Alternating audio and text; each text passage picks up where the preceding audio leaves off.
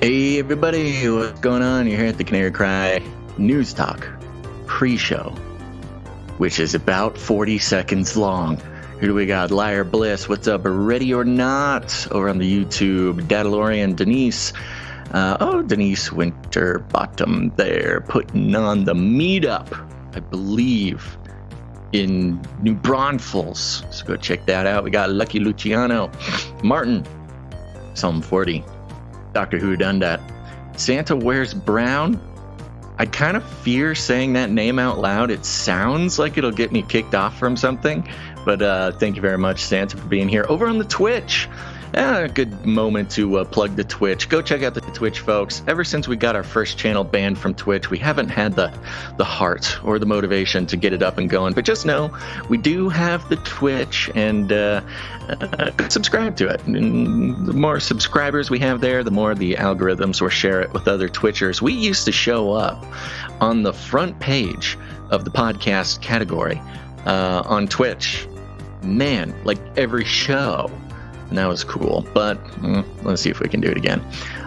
Sir Dylan out of the Wailing Avian in the house. Okay, let's see. Who do we got over here on the Rumble? Once again, Rumblers not being a little quiet over there. Oh, it's probably because I haven't sent out the text message. I'm going to do that right now for those who are on our text message alert system.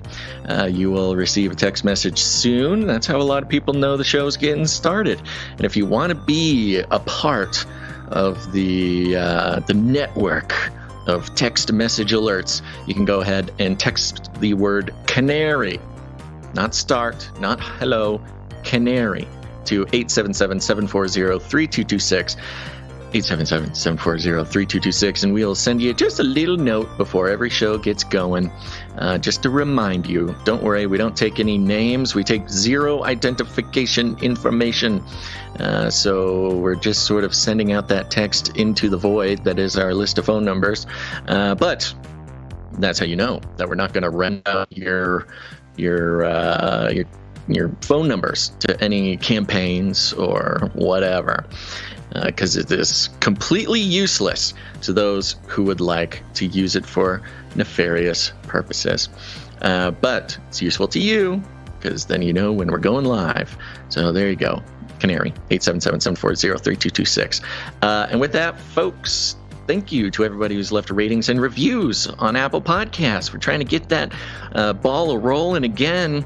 We got a nice chunk of ratings and reviews come in over the weekend. Remember to screenshot your review and send it to canarycrysupply.drop@gmail.com. canarycrysupply.drop@gmail.com to get entered into getting free gifts for leaving your rating and review.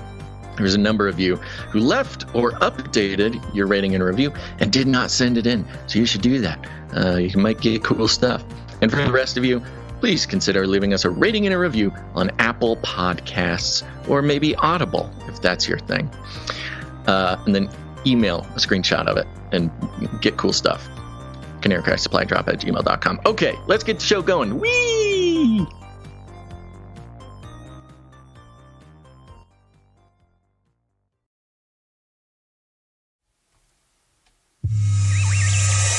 The world is getting crazier. People are acting more and more insane. The end of the world is tomorrow. Tomorrow. There's only one thing to do when the world is falling apart. Listen to Basil and Gonz as they discuss this week's news and events through the lens of Bible prophecy. You are listening to Canary Cry News Talk. You're listening to Canary Cry News Talk. Today is October 9th, 2023.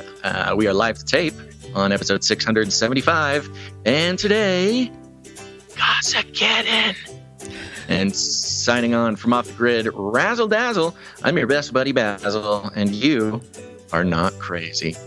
And my name is Gonz, director of the Age of Deceit films, your favorite Asian provocateur for Christ, live to tape from California to bring you the best news, which is the gospel message of Jesus Christ, while reporting the egregious with a well-rounded, biblically grounded take on world events. And my goodness, has there been some world events this weekend? Today's emergent phenomenon, hashtag surprise. It's October. Oh, October surprise. Quite the There it October is, surprise. folks. Yeah.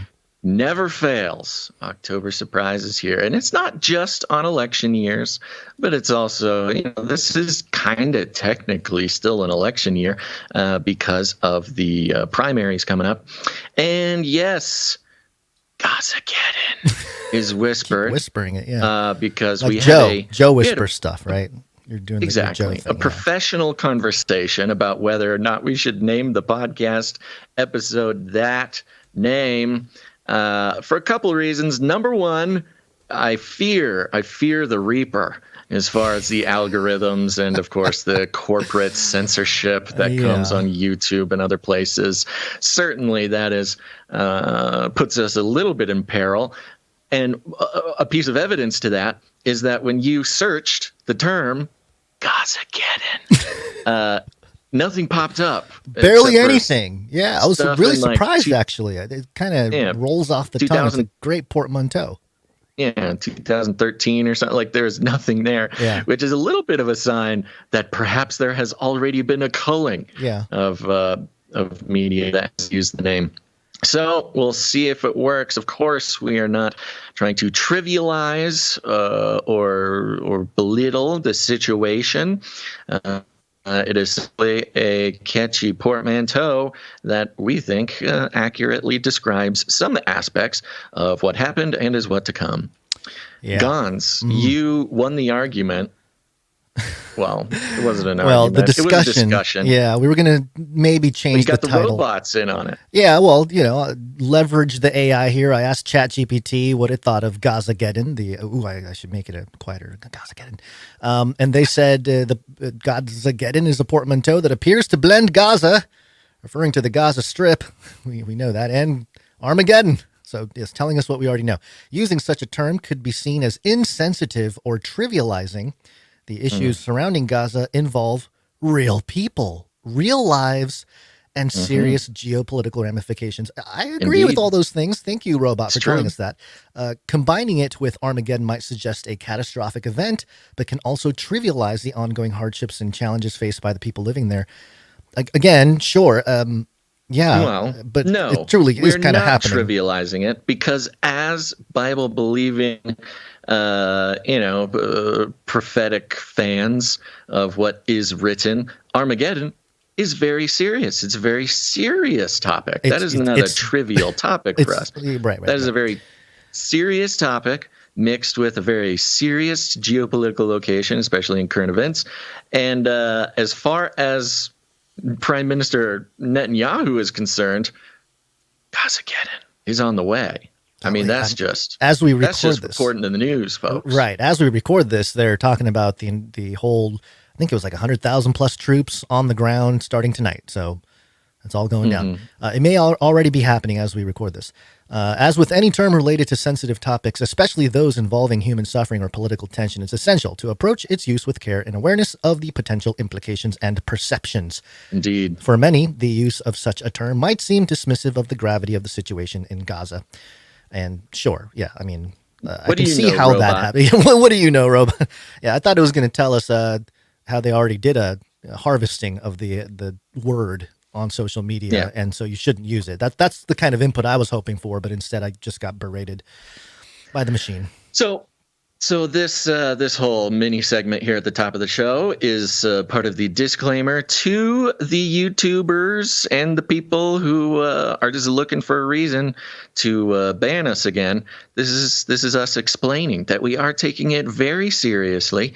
GAZAGEDDON, from our worldview and perspective, is a very serious way to communicate the problems going on right now. So any banning of this episode will be considered religious persecution, as well as probably political persecution.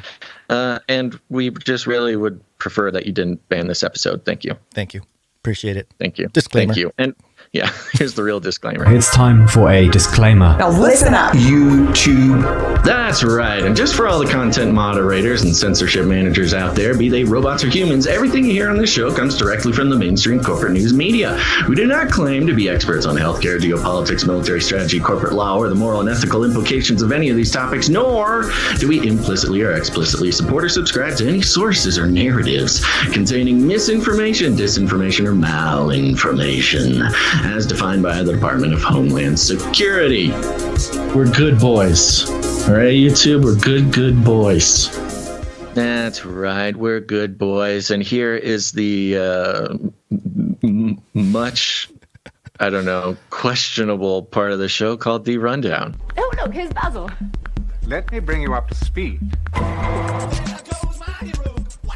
Of course, we are starting out with the Canary Cry breakdown of the entire situation. We've got timelines, we've got angles that you won't hear anywhere else, and you'll have connections between what's going on over the weekend and long-term trends and forces that we've been tracking for a long time. I think you'll be surprised at some of the things that are revealed there, yes, regarding the Middle East. Then we'll be checking in with Flippy, a new industrial / war fighting robot, depending whose hands it gets put into, or perhaps whose hands get caught in the crossfire.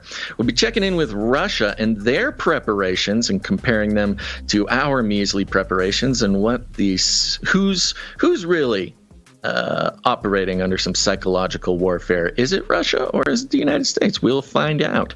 And then we'll have a breakdown on the new educational phenomenon over there in the UK, where you can get a master's degree in magic and the occult. A nice breakdown there. I think you'll be surprised as to where the funding and the roots of that master's program comes down from. It might just be in your freezer. And then at the end of the show, we will be examining Beast Fashion, one of our favorite segments of the show, where we put our aesthetic genius to use and see what the future beast system will look like as far as what is adorning the human body. But first, Guns, our undeniably leading story. And you shall hear wars and rumors of wars. It's got to be biblical. PSYOPs. And as I have been saying all along, Joe Biden was right. Armageddon's on the way.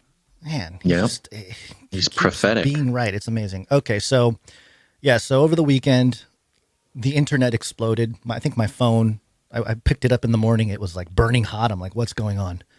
It was the whole Israel situation, and it's a complicated issue. It's one of these things where there's so much history, thousands of years of history, let alone 100+ years of intelligence operations that we may never know about. You have scripture, you have a lot of interpretations that are tied in to what's happening in Israel, obviously, because it's sort of the ground zero for the eschaton, the biblical eschaton. And obviously we have our current geopolitical talking points. And then there's messier topics about ethnicities and genetics, and you get into that stuff, and it makes it even more of a confusing topic. And a lot of it is semantics. How we define Israel is a big reason we can't have proper conversations, especially people that are part of part of a group that peddles certain interpretations of what's going on in Israel and just uses Israel, the word Israel in the Old Testament, and just, I would say irresponsibly, but maybe that's too harsh of a word, to the modern nation state, and making things, justifiable for what's happening now and things like that. So I don't want to get into too much of that, because that's a lot of personal opinion. Obviously, everything we talk about here is shaded by my opinion, Basil's opinion. But we've certainly gone through all those twists and turns it's been many years. times in the past. Yeah. Not that we want to leave anybody out of the, the background of our thoughts on the thing, but I think they will come through. Right. Okay. So I shared a lot of this over the weekend on X, Twitter, whatever it's called. A lot of it surrounding Genesis 12, verse 3, when it talks about, those who bless Abraham will be blessed. And, it's a sort of a common phrase or common passage used to justify all in for geopolitical contemporary nation state, Israel. But, just to get things going, I want to start off with not to scare anybody, okay? Because this is, again, we're just reporting on what we're seeing out there. A leading report on X, Twitter, had this to say, I guess last night, October 8th, breaking: Hamas allegedly has terror cells in the United States after entering the country via the southern border, which, ties into the whole border crisis happening in our country right now, creating a fear of terrorist attacks in big cities over the next 14 months. So, just to get the spirit of fear really out there. It's not just what's going on in Israel. Obviously, protests and stuff broke out across the country over this issue, or at least that's what the media is telling us. I'm sure there are pockets of things happening here and there. We have footage from like Washington and New York and things like that. But I think that's part of the programming here, is to really heighten the sense of fear, uncertainty in the United States, in the homeland, America here. And just a comment, we've been following the FBI's actions recently, talking about counterterrorism and how terrorists, they're Antifa, but they're also MAGA. They're people who, misinformation, disinformation, malinformation was considered terrorism by the DOJ. And with the headlines talking about Hamas terror cells in the U.S., which, is possible. I mean, we've kind of heard that stuff before, but it is a much bigger topic now due to the immigration crisis. Another great opportunity to over budget for counterterrorism. And, with the guise of the public opinion that it's to catch Hamas, when in reality we've seen lots of sort of political moves as far as the FBI is concerned and who they actually go after. When was the last time you heard of the FBI taking down an ISIS terror cell or this or that? They're busy. They're busy here at home. They don't have time for all that. It hasn't happened in quite some time. All they do is take down MAGA people, maybe sometimes Antifa guy, and then of course there's the sort of unfortunate revelations that the FBI is sort of, again, either implanting or carrying these things out or entrapping or whatever, convincing Americans to carry out acts of terror. But getting everybody all hyped up on the fact that there might be, Middle Eastern terrorists in the U.S. is a great way to up their funding. Doesn't that feed MAGA to a certain extent? Like the exact enemy profile that you would want. You don't want necessarily your American liberal. Yeah, they're a little woke and crazy, but you don't necessarily want, physical conflict with them. But those other guys, those guys, we can really. It's kind of a throwback. It is a throwback. When in 2016. And a lot of people, they kind of didn't take note of this, but we did on the show. Of course, nowadays, you think of Russia, you're like, oh, yes, of course, obvious threat. But in 2016, Russia was our friend. They were we didn't have any ongoing problems with Russia. In fact, Hillary Clinton was like visiting Russia. People were having a good time. We had peace with Russia. And then, of course, 2016 came around and suddenly, out of the blue, out of nowhere, was this return to sort of Cold War fear of Russia. Of course, this is due to Trump. So, comment is like kind of a throwback, kind of a weird retro thing. It's a throwback, but also I was a little disappointed in sort of the truth community, a conservative. There's been a lot of people who have risen to stardom in the last few years, kind of jumping on the MAGA train and being a strong voice for conservatives and things like that. And I was very disappointed to see a lot of them be like, murder those. It's like, whoa, hey, chill out. Right. You guys are just really buying into the neocon language it's the or establishment. Sentiment. It's establishment Republicans are all about anti-Russia, which is hilarious. But anyways, in a similar fashion, we've got kind of a throwback to 2002 on, now the Middle East terrorists, they're here, they're going to get us. So, okay, we're going to start somewhere probably unexpected, but you'll understand why I am starting here. You don't know what you're looking at. What's driving that thing? It's not a space alien. Aliens. It's unidentified. Aliens. Well, specifically UFOs. Do you remember back a few months ago, Basil, everyone was freaking out about the Chinese spy balloon, like February, January? Of course, is only the most important story. So back in February, this was published on the MediaLine.org. The headline here, Israel can defend against UFOs like those shot down over North America, experts say. And it's just a little puff piece on the Iron Dome.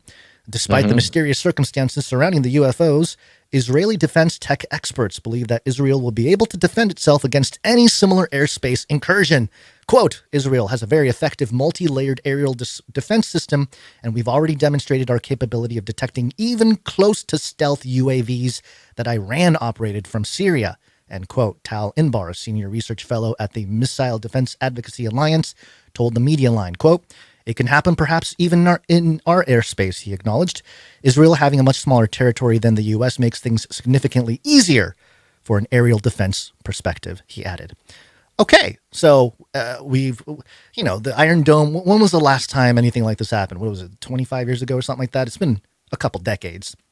And the whole thing with the Iron Dome, we send a lot of money, we send a lot of weapons. It's like proto-Ukraine, right? We've been sending money and weapons to Israel for a long time. Of course, given the situation now, Netanyahu's asking to replenish the Iron Dome. But I don't know. Is it possible that Hamas and Iran can penetrate? So either Hamas and Iran have highly advanced UFOs that not even the Iron Dome can protect from, or the Iron Dome opened the door. I'll just say that. Well, that's kind of part of the part of the weird conversation here is, the Iron Dome seems to have either malfunctioned or been turned off, or of course some will say now that it was just overwhelmed with the amount of rockets. A lot of talk about this now because it's the issue. It's sort of like, okay, why? And if you kind of think about Jan 6 and how that all unfolded, I mean, if we're talking about a similar tactic, it's like they probably knew stuff was going down, but they just kind of let it happen. It benefits Netanyahu. His political stuff is kind of messy right now in Israel. So it kind of distracts from all that. It kind of unites the country. And obviously, as we'll see, they're calling it the 9/11 level event here. So, sorry, did you have something else on the... Well, I mean, it's just kind of strange because earlier on in the reporting over the weekend, there was talk about how the Iron Dome was disabled, how it was turned off or, whatever, was having some maintenance. And, now I go back and I try to look for those articles, and it's bringing me to articles from May 10th, 2023, how Israel's Iron Dome air defense system disowned. It's talking about Hamas rockets. And this is back in May, and it's talking about how more than 3,000 rockets were fired at Israel, and 650 of them struck targets. So, but earlier in the weekend, there was all this kind of hullabaloo about how the Iron Dome didn't work. So I don't know. It's a little bit of a shaky bit of the reporting in this case. Yeah. Well, it happened. And of course, immediately, Newsweek, our favorite intel news agency, had this headline, Hamas attack on Israel, truly a 9/11 event, former NATO commander.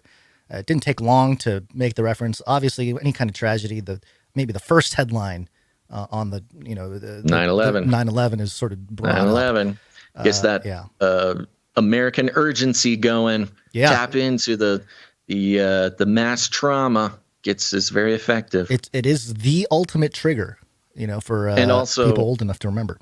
Yeah, and especially if you're, in a certain community of people who question official stories and narratives about events, calling something a 9/11 event has a little bit of a different connotation, which actually kind of, again, rings. It just rings. It rings with this one. Yeah. You'll see why, too, as we get into some of the ways the media is reporting on the reporting of the event. Reporting on the reporting.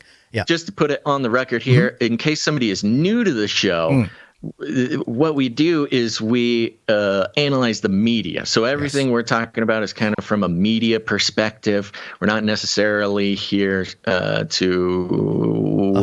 convince you of our personal views per se. We're just talking about what we see the media saying and doing about this. Right. And the media becoming the mainstream media still being a corporate infrastructure type of thing. But alt media becoming louder and louder, and as part of the conversation of the mainstream media attacking the alt media, which is kind of a circular thing going on there, symbiotic relationship there. It's all part of it. And by the way, in the context of fifth generation warfare, which is, includes the mass psychological warfare, your brain, your opinions, your beliefs are the battlefield of the current ongoing fifth generation war. And so that's why poking at the media, poking and prodding and examining the media is so important. Yeah. And in the Newsweek article here, it just talks about James Stavridis, former high-ranking leader with NATO, compared the recent Hamas attacks to 9/11 with Benjamin Netanyahu saying we are at war, not in operation, not in escalation, a war. So literally wartime. Here we go. World War III. Putting the situation in stark contrast, or at least by his messaging, he's saying this is different from Russia-Ukraine. Because, of course, Russia famously calls it an operation. But also there's an interesting take on, operation. You think of psychological operation, things like that. He's saying, no, this is not an operation. This is the real deal, full-scale war. Right. Hold on one second. Okay, so the number 11, sorry, I'm opening a little bag of snacks from baby snacks. Baby snacks. Okay, so 11 keeps popping up. I'm kind of worried about October 11th based on the number of 11s popping up. Obviously 9/11 and the numbers there. But also, as soon as it happened, Joe Biden made some remarks. And, of course, this is Joe's – a lot of this has to do with Joe. Maybe not directly, but, well, maybe – directly, but let's just introduce Joe properly here. Got hairy legs. Got hairy legs. Got hairy legs. Got hairy legs. Hairy COVID. Yep. And again, Armageddon's almost here. Armageddon's on the way. The White House published this statement, remarks by President Biden on the terrorist attacks in Israel. It's kind of a boring, your typical type of thing. I'm just going to go to the very bottom here. And let there be no mistake. The United States stands with the state of Israel, just as we have from the moment the United States became the first nation to recognize Israel 11 minutes after its founding, 75 years ago. Thank you very much. So there's 75th anniversary, so we got to have a war, obviously. Come on. Interesting. Also, dropping in the 11 minutes after its founding. I've heard this before, but kind of unnecessary to bring it up unless you're trying to cast some kind of numerical spell on the public. But there you go. Another 11 reference. Any thoughts on that, or just carry on, Basil? You got nothing? No. Okay. Fits. All right, we're going to hear more from Joe here. Let's see. This is coming from the Wall Street Journal. Oh, actually, well, we'll get back to Joe. But the Wall Street Journal, this is an article that got shared around quite a bit. Iran helped plot attack on Israel over several weeks. So the mainstream media in the West here are starting to pick up on stories to explain what happened, right? Because everyone's wondering, what happened? How did this happen? How did the Iron Dome get penetrated? Whatever. Well, apparently, a lot of talk about how Israel is the most sophisticated and saturated surveillance state on the planet. They're on par with like China in their ability for the intelligence apparatus to just peek into anybody's lives at any moment. Of course, Mossad being famous for their effectiveness in intelligence operations. So the fact that something this big was planned and executed without Israeli intelligence knowing about it is so very hard to believe. Yeah. Similar, again, in the same way that, it turns out U.S. intelligence had lots of information about 9/11, but it still happened. It's a very strange sort of parallel between the two. Yeah. There's not much that we need to necessarily touch on with this particular article, other than to say that the United States officials denied any kind of involvement from Iran. Of course, they're saying, "Oh, we don't know yet," but other other places in the Middle East are like, "Yeah, they were totally planning this for weeks," and they even came up with Hamas themselves thanked Iran for the money and the weapons and the know-how yes, to be able to pull this off. Yeah, we'll get to the money here in a second here. But yeah, the Wall Street Journal trying to explain what's happening. And then also NBC News here. How did Israel and the U.S. miss what Hamas was planning? How did it happen? Just the bullet points here. The surprise attack by Hamas on Israel suggests a massive intelligence failure, as the Israeli government appeared blindsided by the infiltration of Hamas fighters across the southern border and the launch of thousands of rockets. Yeah, I don't think so. No. Massive intelligence failure? Okay. The Hamas assault by air, land, and sea also raised questions as to why U.S. intelligence agencies apparently did not see it coming, experts and former intelligence officials said. So it's not just Israel's intelligence. We're pretty snug with Israel. How come nobody in the U.S. intelligence saw this coming? Daddy, why So you snack? No. Oh, yeah. Got babies with snacks. Yeah, I know. Simpler life. And then lastly, U.S. officials said that if the Israelis knew an attack was imminent, they did not share it with Washington. So Right. little rift there maybe, or trying to create some kind of rift between the two nations. Could be, with all the reshuffling and the Great Reset and all that kind of stuff. But there you go. There's a lot of mainstream, I don't know, little shallow explanations. It's sort of like saying, well, we don't know. We're not sure, but it definitely happened. It was like, oh, okay.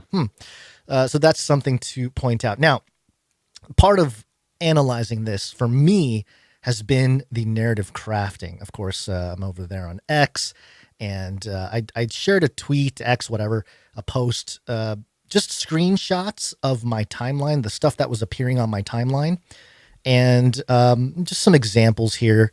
You have Terrence K. Williams, a pretty popular conservative type of guy, African-American, says, warning, graphic content. Israel is under attack. Palestinians parading around the body of a young Israeli woman. Joe Biden just gave him $6 billion. We'll get to that. Pray for Israel. And so there's a lot of pro-Israel stuff that obviously you're going to see that quite a bit, especially, if you're a Christian, you're probably going to see this type of thing in the timeline. However, I also saw some other things here. You have Megatron Ron, pretty credible, said, breaking, the Israeli army began mass killing civilians in the Gaza Strip with missiles. And entire residential buildings are razed to the ground. There are hundreds of dead under the rubble. So as I went along here, I noticed that there are very much pro-Palestinian sympathetic type of posts. You have another one from Shulaiman Ahmed, breaking, Palestinian journalist assassinated by Israeli forces. Casualty update, 161 people were killed and 931 injured as a result of Israeli strike on the Gaza Strip, according to the Palestinian Health Ministry.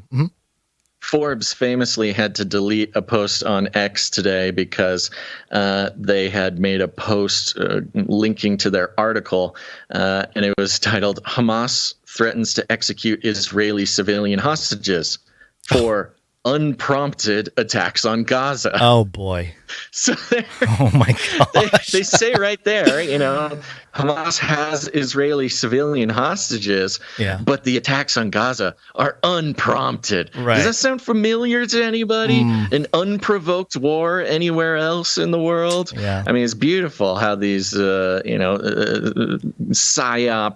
headlines come out pretty reliably. To this sort of ridiculous, so objectively offensive and just erroneous headlines, but it sinks in. And I guess Forbes got enough heat that people that they took it down. Well, in the context of fifth generation warfare, yes, the kinetic battles taking place in Israel is one thing. The internet idea war happening right now is a completely different monster. We are in the thick of it here. So that's kind of the perspective we want to share is, hey, let's look at what's happening and not try to just jump into a side, because that's what they want us to do. They want us to take a side on the issue. And, you and I, Basil, we're kind of contrarians and we're really stubborn. So it's a little harder for us to start peddling narratives. But to that effect, another angle to this, the warfare taking place. Yeah, buddy. Oh, thank you. Appreciate the trash, bud. is again, sort of the internet censorship type of thing going on, because this is a really, the topic of Israel, Jews, very, and I feel like the ADA stuff or ADL stuff with Elon that happened a couple weeks ago was all a setup leading up to this event. Don't you think? Timing is pretty The timing incredible. is just unreal. So we have here from Wired.com, the Israel-Hamas war is drowning X in disinformation. It's drowning X in disinformation. In the wake of Hamas's deadly attacks on Israel this weekend, and the Israeli ministry's response, journalists, researchers, open source intelligence experts, and fact checkers rushed to verify the deluge of raw video footage and images being shared online by people on the ground. But users of X, formerly Twitter, seeking information on the conflict, faced a flood of disinformation. And they get into sort of the details here. I got one quote or one segment of the article. Rather than being shown verified and fact-checked information, X users were presented with video game footage passed off as footage of a Hamas attack, which leads me to believe is kind of done in tongue-in-cheek, but, mainstream media is not going to get the joke. And images of fireworks celebrations in Algeria presented as Israeli strikes on Hamas. There were faked pictures of soccer superstar Ronaldo holding a Palestinian flag, while a 3-year-old video from the Syrian civil war repurposed to look like it was taken this weekend. So this happens at almost every conflict. And I feel like this is just a heightened version of it. And then they mention at War Monitors that allegedly he tweeted this out or X'd it, posted, whatever. I hate that. For the following the war in real time, at War Monitors and at Scent Defender are good, Musk wrote in a post to his 150 million followers on Sunday. Both the accounts Musk referenced are well-known spreaders of disinformation. And then they give a couple examples here about the explosion outside the White House that plummeted markets a few months ago. Do you remember that one, Basil? Mm-hmm. And then also I guess one of them said that was praising Kanye West when he called out the Zionists. So, anti-Semitic people. So, again, this is sort of Elon's role almost to be bridging the alt world with the mainstream media, but, obviously making it hostile so that it's clickable. And because if you want people to click on something like this, your typical Wired person may not necessarily click on that, but your alt person that's on X, that's an Elon supporter, they would click on that. They're like, what? There's no disinformation on X or Twitter or whatever. So I just want to point out the other vectors of the psychological and spiritual warfare going on here. So this being one of them is sort of the way the public itself is being scrutinized for the information that's being shared. And there are tons of wrong information being shared and pretty gruesome footage of things. And I think it's important for us to say that, hey, if you see something and it triggers you, like it's supposed to create an emotional response. Like really gruesome images are supposed to do that. So just take a step back and just realize what may be taking place before you reshare it or, you jump onto the narrative and start yelling at people about it. And it's a classic strategy, and it's worth pointing out again that notice how the media so the media puts out headlines on headlines on headlines, and of course meant to trigger whoever their demographic is. But then any misinformation or any unverified information or anything like that, or even the perception of anything such, gets turned on the people. So the people become victimized by the mainstream media ecosphere.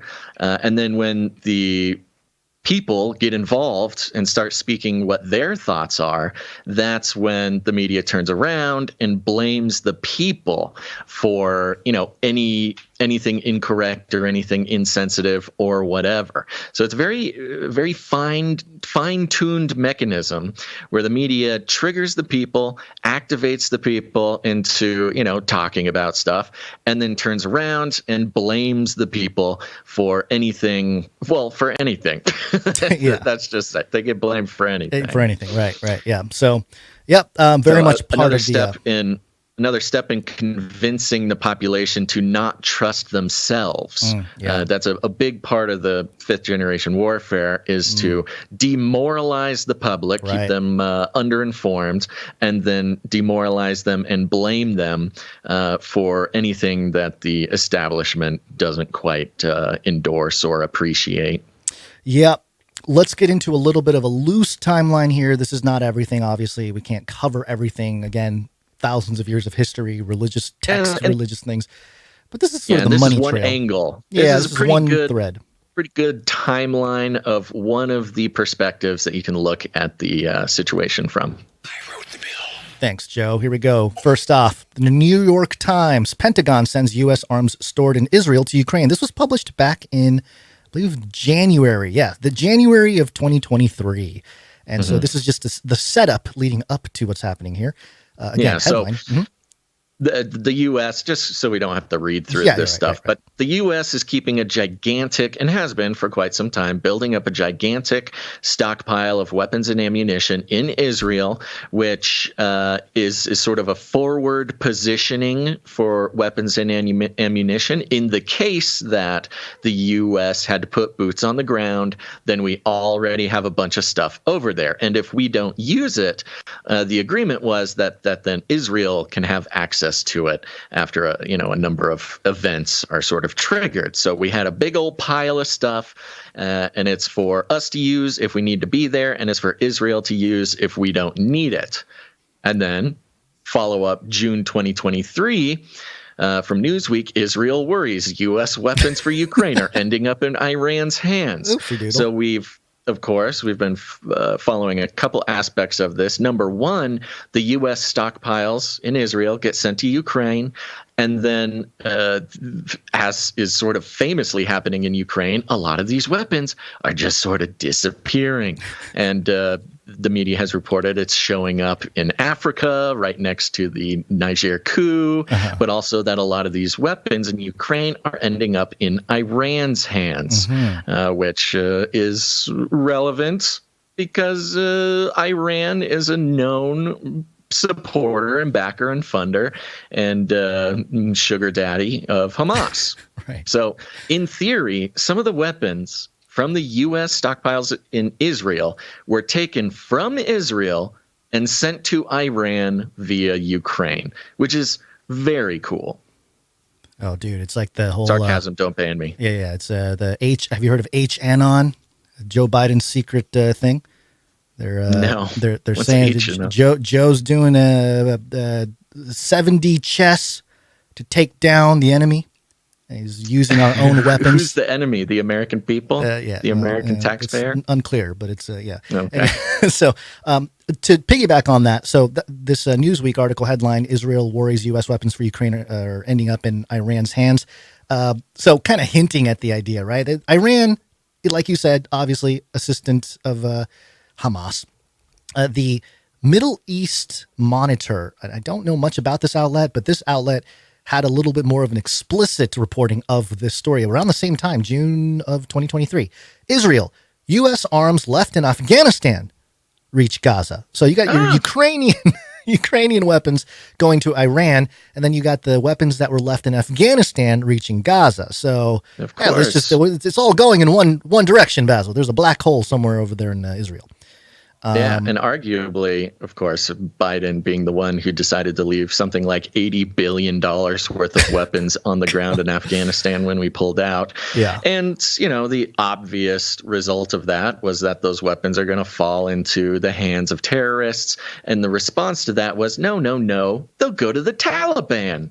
The government of Afghanistan, former terrorists in the early aughts era, but sure, fine. Sure. But of course, they made their way towards Gaza. Mm-hmm. And then September 11th of 2023, just a few weeks ago, CBS News reported, U.S. clears way for release of $6 billion in frozen Iranian funds as part of prisoner swap deal. Yes. Joe put together a swap deal. I don't think we reported on this on the show, but yeah, obviously it was out there. The Biden administration has cleared a way for the eventual release of 5 American citizens detained in Iran by issuing a waiver for international banks to transfer $6 billion in frozen Iranian money from South Korea to Qatar without fear of U.S. sanctions. In addition, as part of the deal, the administration has agreed to release 5 Iranian citizens held in the United States. So Joe making deals back then, releasing $6 billion to Iran. Back then, which, 3 weeks ago. Yeah, 3 weeks ago. Oh, I guess. Yeah, and September, this is the funny part, because this is the one that everybody's talking about. X or Twitter or whatever, social media is flooded with angry conservatives talking about how Joe Biden just sent $6 billion to Iran. And, again, Hamas thanking Iran for all the money and all the weapons and stuff like that. Surely the $6 billion at least is not good optics, but there is, some of the pushback from the White House administration basically sums up with, no, none of that $6 billion went to Hamas.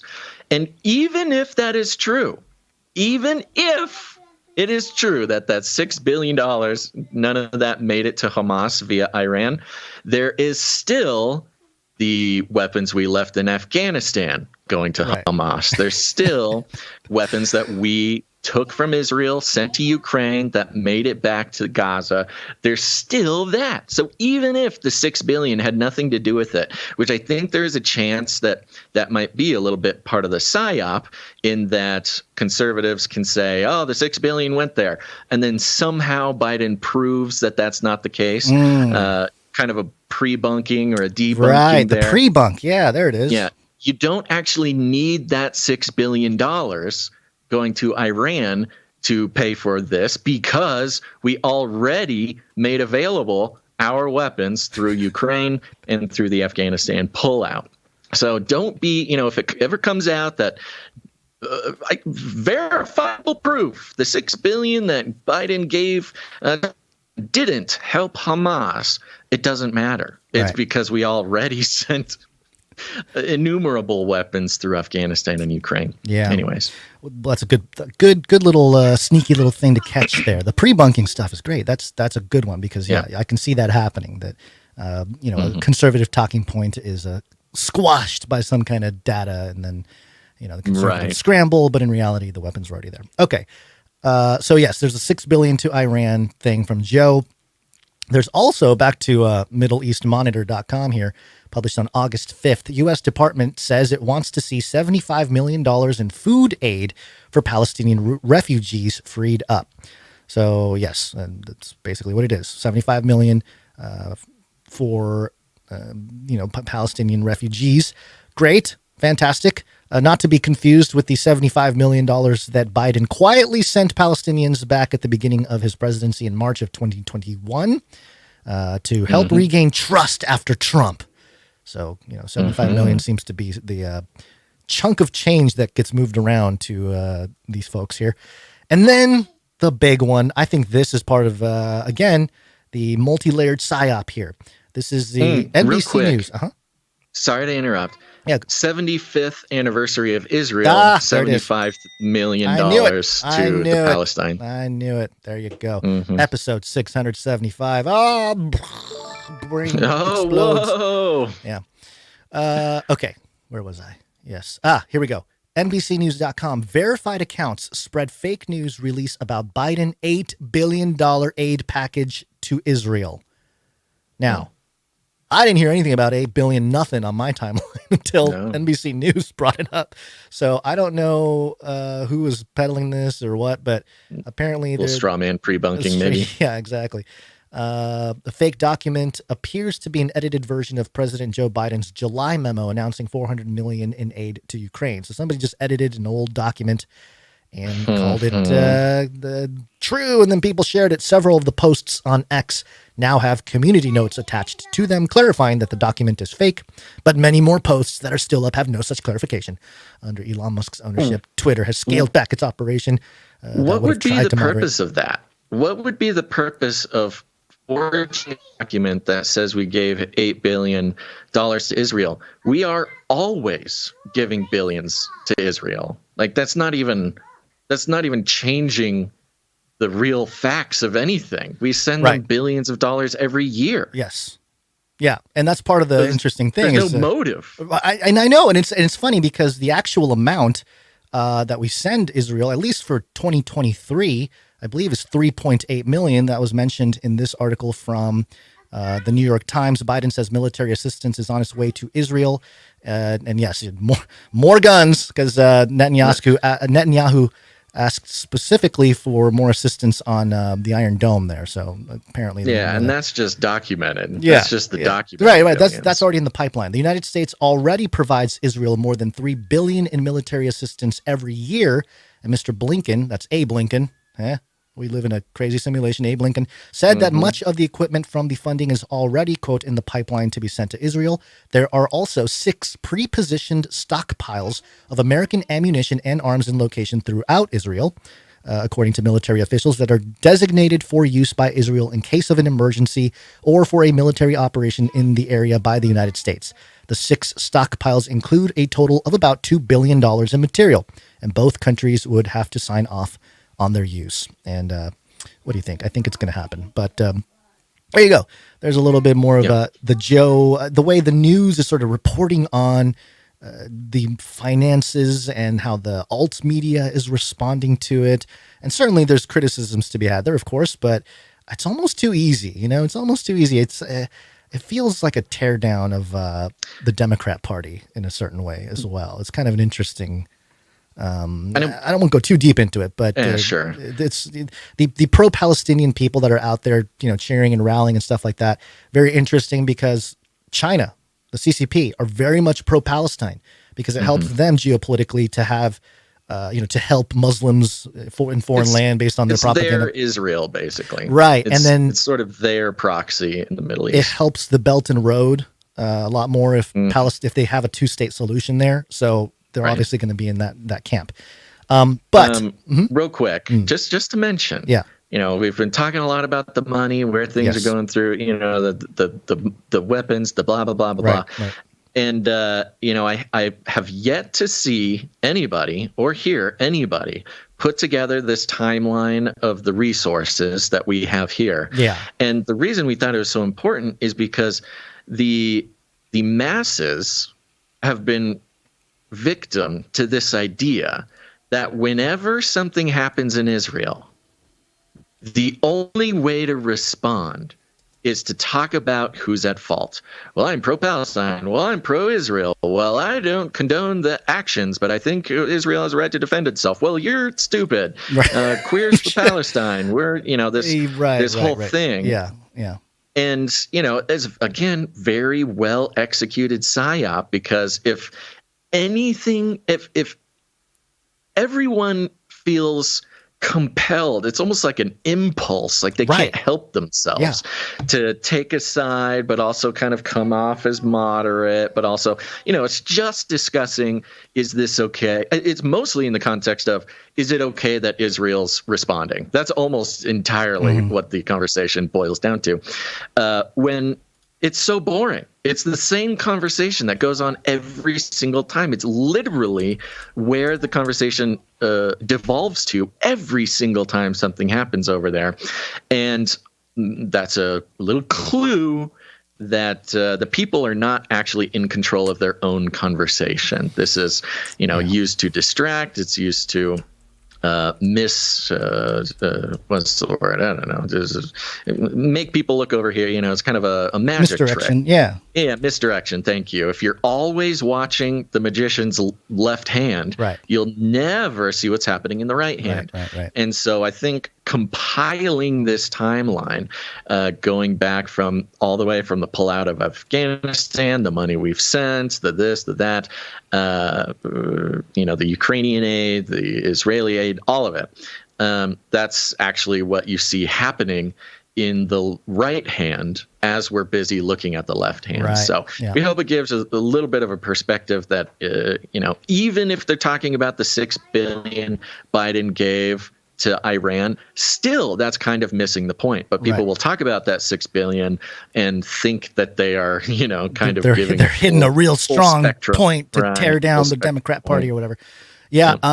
And again, I mentioned at the top, but kind of disappointed in some of the conservative talking heads. I didn't have necessarily any strong feelings about the people I'll mention here before, but it just hit my timeline, and I was kind of like, whoa, this is a little out of left field as far as I can tell. One of them being Dave Rubin. I think he's a gay conservative, and he moved to Florida. He's like a full-on DeSantis guy. He's like basically campaigning for DeSantis over there. And he shared a really graphic image of some, horrific stuff going on. And he said, you cannot negotiate with these monsters. Mm-hmm. By the way, we'll touch on monsters again in a little bit in this segment as well. And also Dave Rubin again, when Israel bombs the F out of Gaza, which it should for however long it takes, remember that Egypt, which shares a border with Gaza, won't let one Palestinian in. Actually, they've bombed the border and flooded tunnels to keep their Palestinian brothers out. So again, just very kind of bloodthirsty. It's kind of weird, kind of crazy. I thought he was more of a conservative guy, but yeah, I guess not. He's just a warmongering guy. Another one that was a little disappointing, and maybe not to some people. This part right here might upset you if you're if you're like a Republican and you're really into some of these people. Dr. Jordan Peterson really coming after the protesters that were in New York, the pro-Palestinian protesters, which again, very interesting group, but just going after him, calling it, if you're part of AOC, you're a useful idiot. That's exactly his words right there. This is on you, AOC, and your useful idiot compatriots. Talking about the rally there, the Hamas celebration in New York. And I think this is part of that PSYOP, because if you don't support Israel, like if you don't come out and say, I support geopolitical Israel for like leveling Gaza or whatever, then all of a sudden you are an AOC leftist Democrat, whatever, like a woke person that doesn't get it. And I don't think that's true. There's a lot more nuance than that, but that's sort of the right-left paradigm, divide and conquer at work, So I don't know.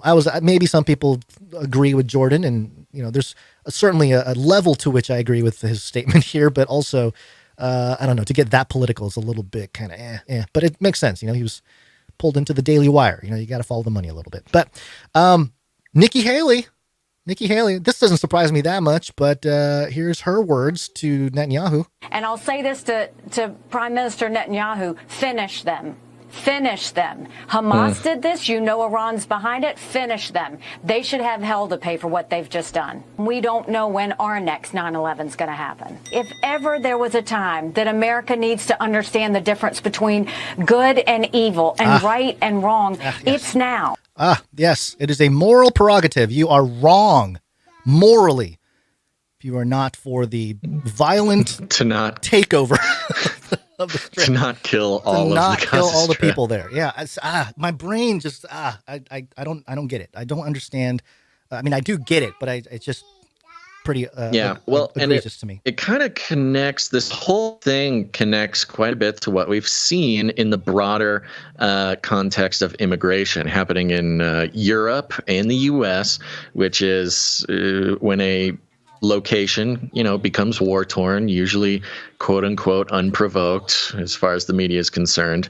It opens up immigration, and it's the prerogative to let people in, especially if they're from a conflict zone. Right. So you can look at it from the angle of, hey, well, there's a lot of Gazayins, a lot of Palestinians that are going to need a place to go. And on the other side, it's morally wrong to not give them sanctuary, right, either in Europe or wherever. And then, then take a look at the headlines that say Hamas is operating terror cells in the U.S. Right. I did have this link here to BB sharing some just video of buildings blowing up. No text, nothing, just the video of buildings blowing up, which is great. Prime Minister Netanyahu, thank you. And then, it's not all politicians that are evil, I guess. There's some people making sense. Of course, Representative Ron Paul, I don't know when this was from. It's from a while ago. Obviously, it's kind of grainy video footage. But here's Ron Paul talking about the origins of Hamas. What's happening in the Middle East, and in particular with Gaza right now, we have some moral responsibility for both sides in a way, because we provide help and funding for both Arab nations and Israel. And so we definitely have a moral responsibility, and especially now today, the weapons being used to kill so many Palestinians are American weapons, and American funds essentially are being used for this. But there's a political liability, which I think is something that we fail to look at because too often there's so much blowback from our intervention in areas that we shouldn't be involved in. You know, Hamas, if you look at the history, you'll find out that Hamas was encouraged and really started by Israel because they wanted Hamas to counteract Yasser Arafat. And you said, well, yeah, that was better then and served its purpose, but we didn't want Hamas to do this. So then we as Americans say, well, we have such a good system, we're going to impose this on the world. We're going to invade Iraq and teach people how to be Democrats. We want free elections. So we encourage the Palestinians to have a free election. They do, and they elect Hamas. So we first indirectly and directly through Israel help establish Hamas. Then we have election. Then Hamas becomes dominant, so we have to kill them. You know, it just doesn't make sense. Tale as old as time. Seriously, right? Nothing new under the sun. Yeah. But it's incredible to hear clips of Ron Paul from the past and just to have it be completely relevant to what's happening today. So, right. Yeah, nothing new under the sun. Okay, just some other sort of angles to this. There's so many things, so many levels to this. One of them being the BlackRock conversation. Of course, BlackRock, we've covered BlackRock. It became, you know, it's funny how BlackRock became like almost as egregious as the World Economic Forum in the last like year and a half or something. Everyone's talking about how bad BlackRock is and how they're trying to take over and stuff like that. It's very interesting. Well, again, going back to the fifth generational warfare from the book, you know, much of fifth generation warfare is fought by corporations. It's not just a nation state war. And we saw BlackRock get the contracts to rebuild a completely rebelized Ukraine. Mm-hmm. Of course, there's some fishy business going on when it comes to BlackRock's encouragement in the rebelization of Ukraine. I just don't have any of that in front of me, but I'll just leave that there. Yeah. And they're talking about reconstruction before they even blew stuff up. They're like, yeah, it's going to be great. We're going to rebuild this whole thing. But there's buildings here. Yeah, we'll just level them. They'll just be gone. Exactly. People need to leave. So there's also the economic bit of this. Right. So BlackRock, I think some of the numbers I've seen, they manage about 11 trillion in assets worldwide. I'm not sure if that's an exact number. It's probably a moving target there, but definitely over 10 trillion. They manage something like 11 trillion. Like 11 trillion in dollars in assets. They have stuff in China, but they also have headquarters in Israel, and it seems like their Israel ties are pretty strong here. They have a building, BlackRock Investment Management UK Limited, on 22 Rothschild Boulevard in Tel Aviv, Basil. Rothschild Boulevard. Cool. BlackRock. Cool. And cool. If you go to their website, they have a whole thing, BlackRock in Israel, how they're there to free people and give them financial security. So there you go, BlackRock. I'm not going to say that I know for sure. I really don't. But could there be a rebuild Gaza plan? There must be. There must be a rebuild because, you know, once Bibi Netanyahu levels the place, they are going to want the land. They're going to settle it. They're going to want to, you know, rebuild in the vision of Israel instead of Palestine. I mean, it's pretty cut and dry. Pretty cut and dry, yeah. And they have a lot of reason to continue to expand within Israel there. So, yeah. So there's just another level and angle. I haven't seen anybody really pick up on the BlackRock thing here, but. Yeah, maybe we're just too early on that part of the conversation. Real quick, I want to call a quick audible and bring this headline from timesofisrael.com, which is, I don't, off the top of my head, know the funding or the ownership of that. Their website is a little janky, but there it is. Yeah, it's kind of like a Daily Mail of Israel or something. That's the kind vibe. Of, yeah. But this is making the rounds on X. Egypt intelligence official says Israel ignored repeated warning signs of something big. Cairo official says Israel focused on West Bank instead of Gaza. Egypt's spy chief said to warn prime minister of terrible operation. Netanyahu's office denies. So Egyptian intelligence is claiming that they gave Israel a warning about this, and that they ignored it. Again, another sort of parallel or reflection of 9/11, and another sort of suspicious angle or a suspicious data point as far as, how, and this is what you want to, this is where thankfully, Gons, after decades of training and doing this, our mind goes there pretty quick. But, there's still a significant portion of people where their mind doesn't go here immediately, which is, what does Israel have to gain from this happening? How does this benefit Israel? And I know that's sort of a horrible thing to think about, a horrible thing to say out loud in public. But it's the right question. Seen, if you are focused, if you are focused on big historical shift moments and never letting a good crisis go to waste, how does Bibi Netanyahu get to at least take advantage of the situation for his own gain and for the gain of Israel? I mean, it's more or less, as we've seen, a wonderful opportunity for him to claim all-out war on Gaza, and talking about sparing no expense. Nothing is off the table. This is it. This is our moment. Perhaps they avoid the ramifications from the public all over the world, and they go ahead and just level the whole thing and settle it with Israeli settlers, and the whole Palestine-Israel thing just is a faint memory down the road. Yeah, entirely possible. And, yes, buddy.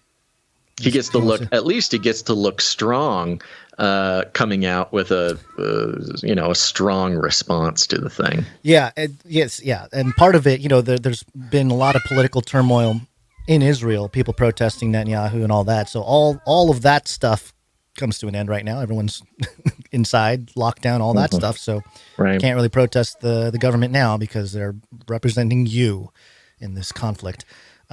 Okay, back to UFOs. I know we started with UFOs. We're going to round back to UFOs real quick. Bring it around. Yep. And then we'll finish up with Trump here. But the Jerusalem Post, which, by the way, I have not been able to visit the Jerusalem Post today at all. Like, every single one of their links is dead. You have to go to the archive. Yes, buddy. You're taller than me? Wow, that's a tall baby. Wow. The headline. This has been an ongoing conversation all day. Who's taller, you or your baby? Yeah. Yes. He stands on chairs, and yes. Journalists predict UFO truth to surface soon, revealing stunning secrets. This was published back in. It says October 3rd. Yeah, so just a few days ago. So Jerusalem Post talking about how within a year, they quote this Australian author, sort of a UFO reporter, author guy, Ross Coulthart. And basically he says that within a year, a lot of the secret stuff is going to come out, and it's going to be crazy and blah, blah, blah, blah, blah. Why is this? Why do I even bring this up? Well, again, the technologies that may result from these types of conflicts might have something to do with all the UFO disclosure stuff that's been taking place. I don't know for sure, but don't listen to me. Listen to Trump. We'll get to Trump in a second. But before we get to Donald, we'll touch on Tom DeLonge here for a moment. Well, and the whole UFO thing fits into this because of at least the narrative that the UFOs show up in times of war. They want to bring peace. They're the only answer to peace on Earth. Is the aliens coming down telling us that we're, their pets or something, and that we should stop fighting. It's always been done in this context of war, basically. Yeah. So takes it a step further. Did you ever listen to Blink-182, Basil, growing up? I had no choice. Yeah. Small things. Yeah. So Tom DeLonge, got into UFOs, started his To the Stars Academy. It changed from like a band to like an actual organization or something a few years ago. I saw a Medium post of somebody, it's officially over. The music is dead or whatever. They were like very upset that Tom DeLonge went this direction. But this organization, To the Stars Academy, is to teach the public about UFOs and aliens and all this kind of stuff. And the people that are on his board at To the Stars Academy include Elizondo. Remember we talked about Elizondo a couple episodes ago? Jim Semivan, who is a senior intelligence member of the CIA. Hello? Why is a senior intelligence member of the CIA part of your board? Dr. Hal Puthoff, a physicist known for his research in quantum physics and remote viewing.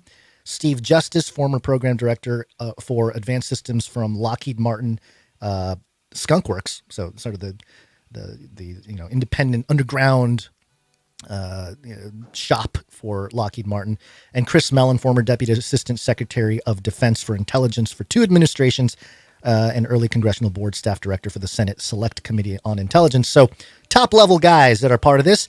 And, of course, Tom DeLonge releases this 38-second video. I will not play the audio, but it's basically like a little kind of music video type of thing where Tom DeLonge and a crew of his people are in a little Humvee, and they're bursting through onto a military base, and there's a UFO, and hey, we're gonna get the UFO, man. We're gonna take down the man. We're gonna release the technologies, bro. Check it out. So yeah, fun stuff, fun propaganda to happen right before all the Israel stuff. And just to top it off and to put the connection, connect the dots. Here's Trump, Donald Trump, at his rally last night, Cedar Rapids, Iowa. When he said this. We are closer to World War III than we've ever been, and I'm the only one that will prevent World War III. I'm telling you, we are closer to World War III. And that won't be a war with army tanks going back and forth here. That will be a war with weaponry, the likes of which this world has never seen before. I know it. I know it better than anybody. And these are weapons. You'll need God. That's true. He said God. Well, thank you. What is that guy saying at the end? I think he brought up something about God or defeat Satan or something. But he mentions the technologies, how it's not going to be fought with tanks and stuff. Technologies the world has never seen. We've seen nukes, so he can't be talking about nukes. What is he talking about? Right. Weapons that the world has never seen. Is he talking about psychological weaponry, lasers? Here's the thing. There are some people who believe Trump is the man of sin, or at least trying to be set up as sort of the man of sin type of guy and bring peace, right? He's going to create peace in the Middle East. And that's often been one of the interpretations of biblical prophecy, is that he brings peace, a peace deal. It's not exactly that, but in my opinion, it's not precisely that. But, it's enough of a cultural reference so people know what I'm talking about. Which is funny because there's... some people need to read their Bibles once in a while, right? Thinking, Trump brought peace, the Abraham Accords. Oh, he solved the Israel-Palestine crisis or whatever. He must be, Jesus's guy. It's like, right. That's not quite what it says in the Bible, but right. So, and so part of it, I'm thinking, okay, things have been obviously pretty crazy the last few years. What could really capture the attention of the world? Obviously, this war breaking out in Gaza, just because of the historical tensions, brought everybody out of the woodwork, and we're all experts on the Israeli war all of a sudden, right? But what really, because the alien thing in Mexico, some of the gold mining thieves, and a lot of the reporting, there's a lot of weird stuff going on. But what could really just like top it all off? And that is, I'm joking, but I'm also kind of serious, but sort of joking too, because the way this show is, Trump arriving in a UFO. Just okay. The reason why I say it is because I talked about the Del Shah writings or drawings from 100 years ago. There's a guy named Del Shah. He drew a bunch of pictures of airships that he allegedly saw before there were airplanes, and a lot of them are Trump mobiles. There's a lot of airships that have Trump's name on it. Again, just speculating here, but sure, could be a thing. Well, but even more. there's one to keep an eye out, folks. One to keep an eye on. Trump and a UFO. Stopping the war. But just back to a little bit more serious here. Timing is everything, isn't it not, Basil? You have RFK Jr. announcing his independent ticket, separating from the Democratic Party today. So he's making it official. And he is pretty pro-Israel. That was one of the things that I noticed about his whole thing. He's appealing to a lot of the conservatives with the vaccine stance, but then the Israel issue, he was super pro-Israel. So now he's moving away from the Democrat Party and running independent. And I'm just wondering if that is a setup for a VP run, perhaps, with Trump. Yeah. Good. One step closer, one step away from Democrats, one step closer to the right, opening him up to the possibility of a Trump and thing. With Trump's rhetoric now, it feels like the Republican Party are splitting, between, don't press these buttons. Uh-oh, he's going to press the jingle board. It's kind of being set up for a split in the Republican Party as well. You're sort of traditional neocons, and then you're MAGA, who are more, I guess to some extent, some are more anti-war, or at least, pro-Trump, meaning I'll stop the war type of thing. So anyway, a lot there. One thing I want to note just before we move on here is that, it's been interesting to watch all the different ways that Hamas carried out this attack. They're talking about it by air, land, and sea. You had paratroopers parachuting down. You had people swimming in from the beaches. There's talk of underground tunnels, but I don't know if that's quite the mainstream view. But then bulldozing the border walls and running over the walls. Of course, there's the horrific music festival. There's a music festival for eternal peace or whatever that at least 200 people got killed. That is, they're calling it sort of a full spectrum war here, a big plan. That's what's so impressive about it. But you know what I haven't heard? I have not heard, and would not be strange if it weren't for the past 2 years in Ukraine. I have not heard any talk of Hamas using drones. No drones with C4, none of that. It's very strange that there's drones through the Ukraine war have proven themselves to be cheap and effective, easy to use, minimal training, and very effective at hitting their targets. I've not seen, at least in the mainstream, any talk of Hamas using drones, which I'm very skeptical of. I think perhaps there's a detail that's overlooked. I don't know. It's just very strange. Yeah. So keep a lookout for that. If anybody sees any talk of drones, please send it in to us. Yep. And just to kind of put a bow on it, part of research that Chris White has done, and I think there hasn't really been anybody to tear down his whole research, or at least his sort of study of certain eschatological passages and things, especially pertaining to the man of sin and the son of perdition, the Antichrist figure. The notion that the scriptures, as far as I'm concerned, teaches that in the end times, the eschaton, there will be one that comes, John 5:43, that comes in his own name. They rejected Jesus, right? The Jewish authorities rejected Jesus, but there will be one that comes in his own name, and that they will accept them. And the view of the early church fathers, including Justin Martyr, Irenaeus, Hippolytus of Rome, John Chrysostom, Jerome, they all believe that the Antichrist was going to appear as the Jewish Messiah that Jesus was. So, and with Chris Wright's research, he did a lot of investigating into the Jewish eschatology and how they have, they're expecting a Messiah ben David who does military conquering of the enemies of Israel. And he is killed during that process, a mortal head wound, and he is sort of resurrected by Messiah ben Joseph. And Messiah ben Joseph is the one that, in the Bible, it's just crazy how the Messiah ben David, Messiah ben Joseph narrative from Jewish eschatology matches the first beast and second beast in the book of Revelation. I don't know why. I'm not saying that, whatever, but that's just how things worked out. So very interesting research that's done. He also gets into the Islamic eschatology angle and how that plays into this whole thing. But it's just a very fascinating study if you want to get into where sort of things may be headed and what to look for, really. To really know it's the end, this is the type of stuff you want to study, what the word says, so that, you're not just carried off into, it's Psalm 83 wars. Everyone's waiting for that next war, that next thing, but let's just slow down a little bit. Let's slow down. Let's pray for the people. I don't think it's morally apprehensible or whatever to say, hey, we're praying for the safety of all people there. It doesn't matter which side of the border you're on. It's like, hey, you're stuck in this conflict that they weren't really responsible for necessarily. I mean, they may be carrying out some things at this point, those who are radicalized, but in general, they're your common citizen. Pray for their safety, and that's all we can do other than sort of your internet fifth generation warfare type stuff. Yeah. Unless you're actually trying to be boots on the ground there and do things that way, which I think would be incredibly difficult at this point in time. But there you go. I hope this provides a little bit of an overview, a perspective, and a kind of a full download of what happened and how to approach it. Not that we're correct on everything. That's not the point. The point is just to exemplify. It's not about us at all. What the media is saying. Yeah.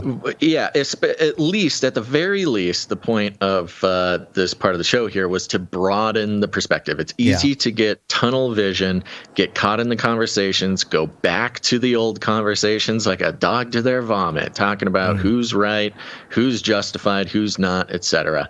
But if you broaden your view past that tunnel vision that they want you to be stuck in, there's a much bigger thing happening. And I do need to offer a retraction. I'm looking now. This morning, there's tons and tons of articles coming out about drone usage. There you go. in the thing. Yeah. There you go. I was looking for it all weekend, waiting for it to pop up, talk about the drones, and apparently they started popping up this morning when I was sleeping. Well, either that they knew that you were looking for it, and they just kept it from you. Yeah. They waited till you fell asleep. Algos protecting me. Yeah. All right, Gons. Well, believe it or not, it is Monday. Gary, what day is it? Monday. Monday. Sounds like somebody's got a case of the Mondays. Gary, what day is it? Monday. Yeah, that's right. It is Monday, folks, and we are back. And man, that might have been the longest opening segment this podcast has ever experienced. So, is there anything that you need to report on in Gon's world, Gons?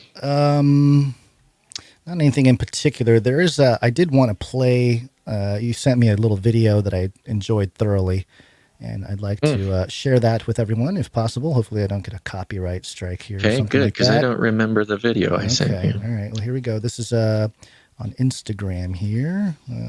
Let's see if I can get this to work. Come on, play. He will try to say that Jesus is not Lord. Oh, yeah. He's not nice. He'll behead you if you follow Jesus' word. Antichrist, he's not nice. Take his mark, you'll pay the price. Antichrist, he's not nice. He will take away God's holy sacrifice. Oh, solo. Let's hear the lyrics. Please don't dread Armageddon. Have no fear, Third Eagle said. Please don't dread. Jesus said that he will stop the death and pain. Armageddon. Only New World Order scum will feel the flame. Please don't dread Armageddon. Antichrist is such a liar.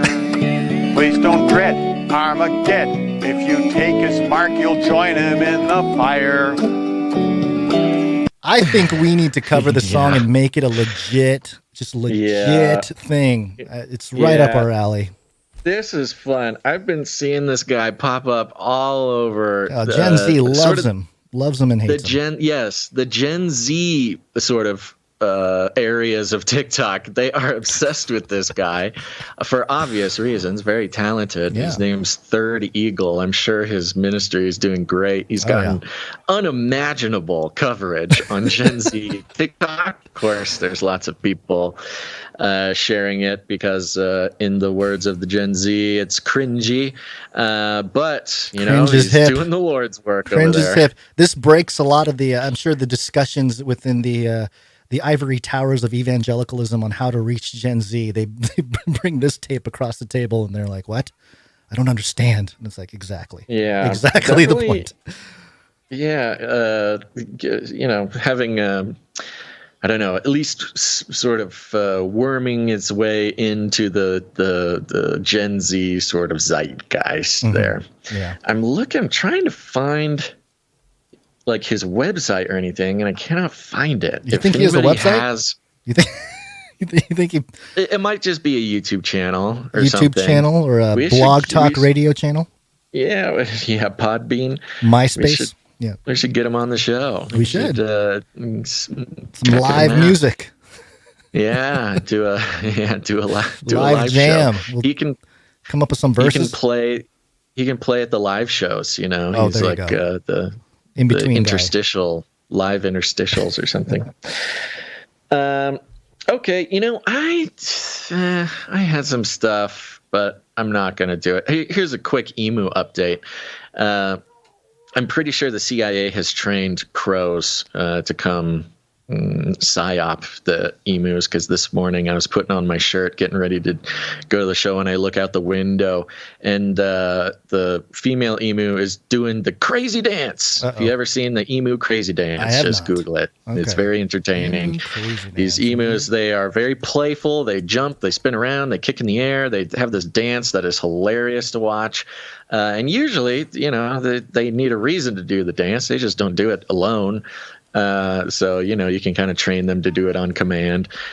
And I look out the window, and the female emu is going absolutely bonkers, doing this thing alone in her pen. I had to separate them. And I'm like, what in the world is she so excited about? And then I see a crow that is just sitting on top of the fence, just squawking at my emu. I feel some sort of psychological operation where these crows, they're coming, they're spreading mis and dis and malinformation. They're getting them all hyped up, trying to, stoke some sort of emu rebellion for the purposes of the crow intelligence agencies, the CIA. So I'll keep you all posted on that. But if you see any other crows sort of preaching on the sidewalk or on the town square, keep an eye on them. I think this could be part of a sort of broader psychological operation. Sure. Yeah. And with that, Gons, let's thank some executive producers. Let's do it. Executive producers. Yeah, folks, we're on the value for value model, which means we take no corporate money whatsoever. It always surprises me to see which, truth-oriented people, personalities, shows are also taking money from corporations. And you might be fine with advertising. You might not. You might be still accustomed to media properties capturing your attention and then selling your consciousness to corporations to fund whatever the next generation of product or something. But we don't do that here. No. I'm surprised. I mean, even the most popular, the gigantic, all-consuming sort of, I would even call them mainstream truthers now, they are still funded by corporations, and that's exactly the point. If you, I think we exposed a pretty big one today, actually, later on in the show. I was very surprised to see some of that.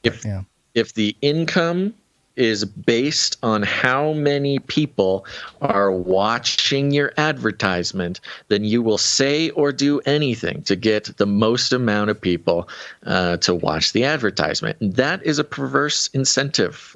Even if their intentions are pure, it is so easy to sort of corrupt the idea, to join the corporate system, to monetize the minds of your people. And, it's tough nowadays. I get it. With the economy the way it is, and the money flow slowing down for people who are on a certain side of topics, it's tough. But if you don't go back to that foundational agreement that the minds of your viewers are not for sale, it is all too easy to start selling their attention to advertisers.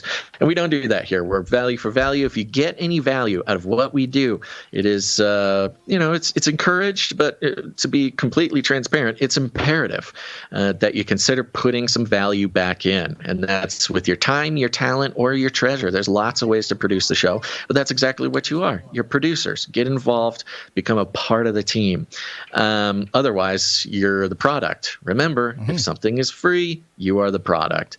So we're trying our very hardest to not make our listeners products to ourselves or to anybody else. But we all make our own decisions. And we like to thank the people who have made the decision to support the show in whatever way they can, again, with their time, their talent, or their treasure. And the executive producers, we thank them here at the top because they come in for $100 or more per individual episode. And it's splendid. So here we go. Are you ready? Ready. Okay, well, today we only have one executive producer, and, God bless him, because if it weren't for him, we would have 0 executive producers. So, of course, I enthusiastically announce that once again we have the man, the myth, the legend, executive producer, Sir LX Protocol V2, Night of the Berean Protocol. Hey, he's back. And wow, he just keeps coming. And you guessed it, he came in with $100 and 33 cents. Thank you very much, Sir Alex Protocol. Yes, and he is on a 220 episode streak altogether, but streakalicious. He is also on a 16 episode executive producer streak. Are you sure it's 16 or 17? It's 16. Okay. Did we do Rocket Man last time for him? Yeah. I felt like it was 2 episodes ago. I'm in a time warp. Okay. Yeah, you're in a time warp. Yeah. Thank you so much, Sir Alex Protocol V2, Night of the Berean Protocol. We now very seriously have to start thinking about implementing, the paladin status at the Canary Cry Roundtable. So I don't know exactly what that, what the criteria for that will be. Surely he has surpassed many criteria, but if anybody has any producers out there have any ideas for the criteria for paladin status, let us know. But certainly we'll have to figure it out soon, because in 2 more episodes, if he chooses to keep his streak going, what's 18? 18 what's 18 is Supernova. Supernova. He's about to go executive producer Supernova. That's crazy. So, my goodness, it's blowing my mind. Thank you so much, executive producer Sir Alex Protocol V2, Night of the Berean Protocol. Where'd you find this? Thank you very much, Sir Alex Protocol V2. Indeed. Let's see here. I would just want to remind everybody, go to canarycrimeetups.com because there you can see all the meetups going on this month. It's a big month for meetups. So Canary Crime Meetups. Yeah, if you go check it out, you'll see all the meetups. They're coming up. There's some, I think there's one in just a few days, but let me just run through them real quick. We've got the Canary Cry Tennessee meetup that is in Camden, Tennessee on October 14th. That's this Saturday, Camden, Tennessee. We've got New Braunfels, Texas on October 21st. Houston, Texas, also on the 21st. Go check them out. We never did hear about the Austin, Texas meetup on September 27th. But I would like to hear how that happened or how that went. But there you go. Go to canarycrimeetups.com. If there's not one near you, put one on yourself. All you got to do is pick a time, pick a date, and send us an email. We'll put it on the show and tell people about it. It's very important in this day and age to not only build and maintain your community online, which is a wonderful tool. But if you're not finding people in your real life, in your area, that can be there when things happen in real life, that's not quite as good as having a group of friends online. The group of friends is very important online, but meeting people in your area is even more important, I would argue. So go check it out. And with that, Gons, I will query you. Should we thank some more people or move on with the show? Do we still have to thank producers from the last episode, right? Or did you combine them into? They're a combined list today, so it might a little bit longer. It'll be slightly longer, but it'll be good. We've got a lot of good notes. We've got some boots on the ground. Okay. So let's save it for next break. Yeah. I do want to mention, just a reminder, right now, Sir Ike, the man, the myth, the legend, running the Canary Cry supply drop, so graciously volunteered for this program, the review drawing free gift program to try to get the momentum going on ratings and reviews on Apple Podcasts and other places. We got a nice chunk of ratings and reviews over the weekend. We're so grateful for that. Make sure to take a screenshot of your review and send it to canarycrysupply.drop@gmail.com. canarycrysupply.drop@gmail.com. You'll be entered into a raffle to win some cool Canary Cry gear. This and that. We manufacture too many things. We got things left over. Maybe you're not on the supply drop. This is a great way. Not only do quite the service for us, because having a consistent, rating and review cycle is very important for a podcast like us, but also get a chance to win some cool stuff. It's a drawing. It's not a raffle. This is not paid promotion. This is nothing. These are free gifts for those who leave us ratings and reviews on Apple Podcasts. And if you absolutely can't do on an Apple Podcast, do Audible. But we had some great reviews over the weekend. Just want to mention a couple here. We got... these ones I already read. Oh, no. I put them in the email. So if you're on our email, you can get some inspiration for these ratings and reviews that are going so far to help out the show. Okay. Oh, no. I'm not so organized. I had it so organized. I thought this was going to be so smooth. People can see the Black Goo Nano Roast that I have in my hands here. I'm just smelling it. It smells great. Oh, yeah, the Canary Cry Supply Drop. I got to figure out how to turn it into some cold brew. I've been researching some of that. But get a little cold brew maker. Oh, my gosh, it is moving so slow. Okay, here we go. Some reviews over the weekend. Okay. I want to thank these people, and hopefully they win some cool prizes. Let's do it. I'm just going to pick them randomly out of the thing here, out of the bin. We've got longtime listener, 5 stars, a Panda 76. I found y'all years ago and loved what I heard and learned. Was so excited to stumble upon these shows and know y'all are still going at it. As I've reaffirmed my life in both Christianity and also comedy, it just couldn't be more perfect, informative, and uplifting in these weird times. I love it when somebody recognizes just our comedic genius, Guns. It's very important. We got here's one, 5 stars. When you need a reminder that you're not crazy. This is from Stefan. These guys will be there for you. Top tier news deconstruction from a Christian lens, family friendly, and will leave you in a better mood than before, unlike most news nowadays. Isn't that special? That's good. The family-friendly thing is interesting. I've been broadening my scope of podcasts that I've been listening to recently because, on one hand, it's part of my job to kind of stay hooked into the podcastosphere, just to know what the conversations are, to help inform, how we should respond, things like that. Yeah. The things other people are talking about so we can, keep current. Sure. And man, oh man, there's a lot of shows that claim to be family friendly. They almost say like, "Hey, this is a family show," as like a punchline after they traumatize the innocent ears of young children. Dirty jokes or something. Yeah, it's not like this idea of a family friendly show. We take very seriously. I know. We put a lot of time and energy into making sure, because we've got parents who have kids. They want to expose their kids to, critical thinking and non-brainwash messages, stuff like this. And so we take it very seriously to stay family friendly, because we would hate to, repel responsible parents from teaching their kids these stuff. But I listen to so many of these, news-based podcasts where they just read a headline and then talk about it, which is annoying. We try to teach you, how to read a thing, and pick out what's true, what's not, or whatever. We're not just trying to entertain you or tell you what to think, but also teach you how to do it yourself. But then.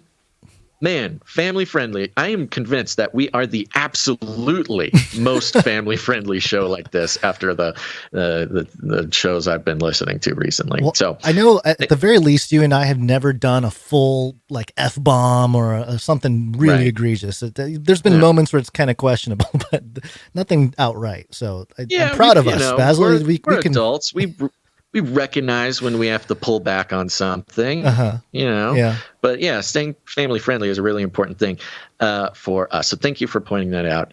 Any more reviews? Yeah, there's more. Let me just pick out one more. Which one should I do? Let me do this one. This is from Sounds. 5 stars. News before it's news. There we go. Basil and Gons are always scanning the web with prophetic insight that appears to guide them to the news you need to know in advance. I've been listening to both Canary Cry podcasts since the beginning. It appears I will be listening until the day of the Lord. Amen. I cannot stress enough how much groundbreaking info you will glean from this podcast. I recommend it even if you're not a Christian, because the news they bring is essential to the safety and future of your family and friends. Wow. I really like this one because we've mentioned it before, but we have a number of non-Christian listeners. Yeah. And, they are the types of non-Christian listeners who are willing to learn about the Christian perspective. Another thing we take very seriously. But they find that the news analysis and deconstruction, they can't find it in other places. So they sort of subject themselves to the Christian show because, even though they don't hold the theological ideas that we do, they find the connections to be incredibly compelling. Yeah. So there you go. Yeah. And the fact that the info is essential to the safety and future of your family and friends is a good reason. So there you go, folks.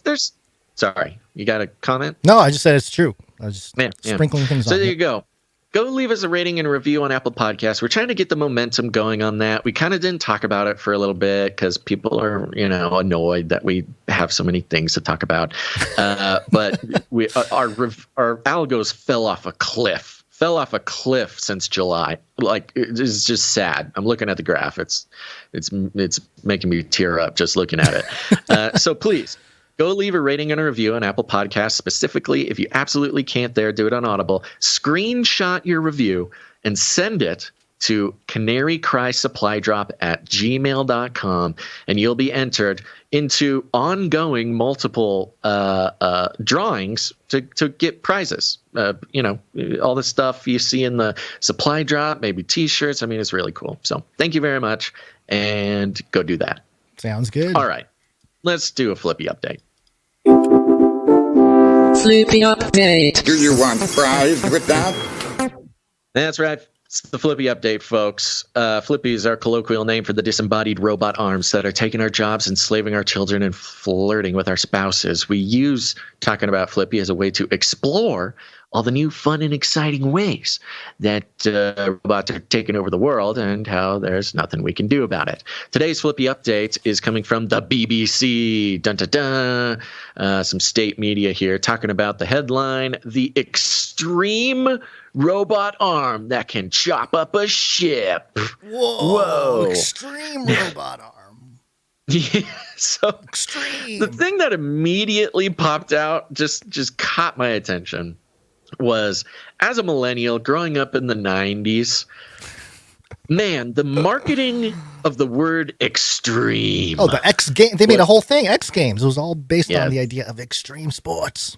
Extreme sports, extreme Doritos. Oh, yeah. Extreme the band Extreme? Oh, that's soda. 80s, though. You probably don't remember Extreme, the band. Extreme. Yeah.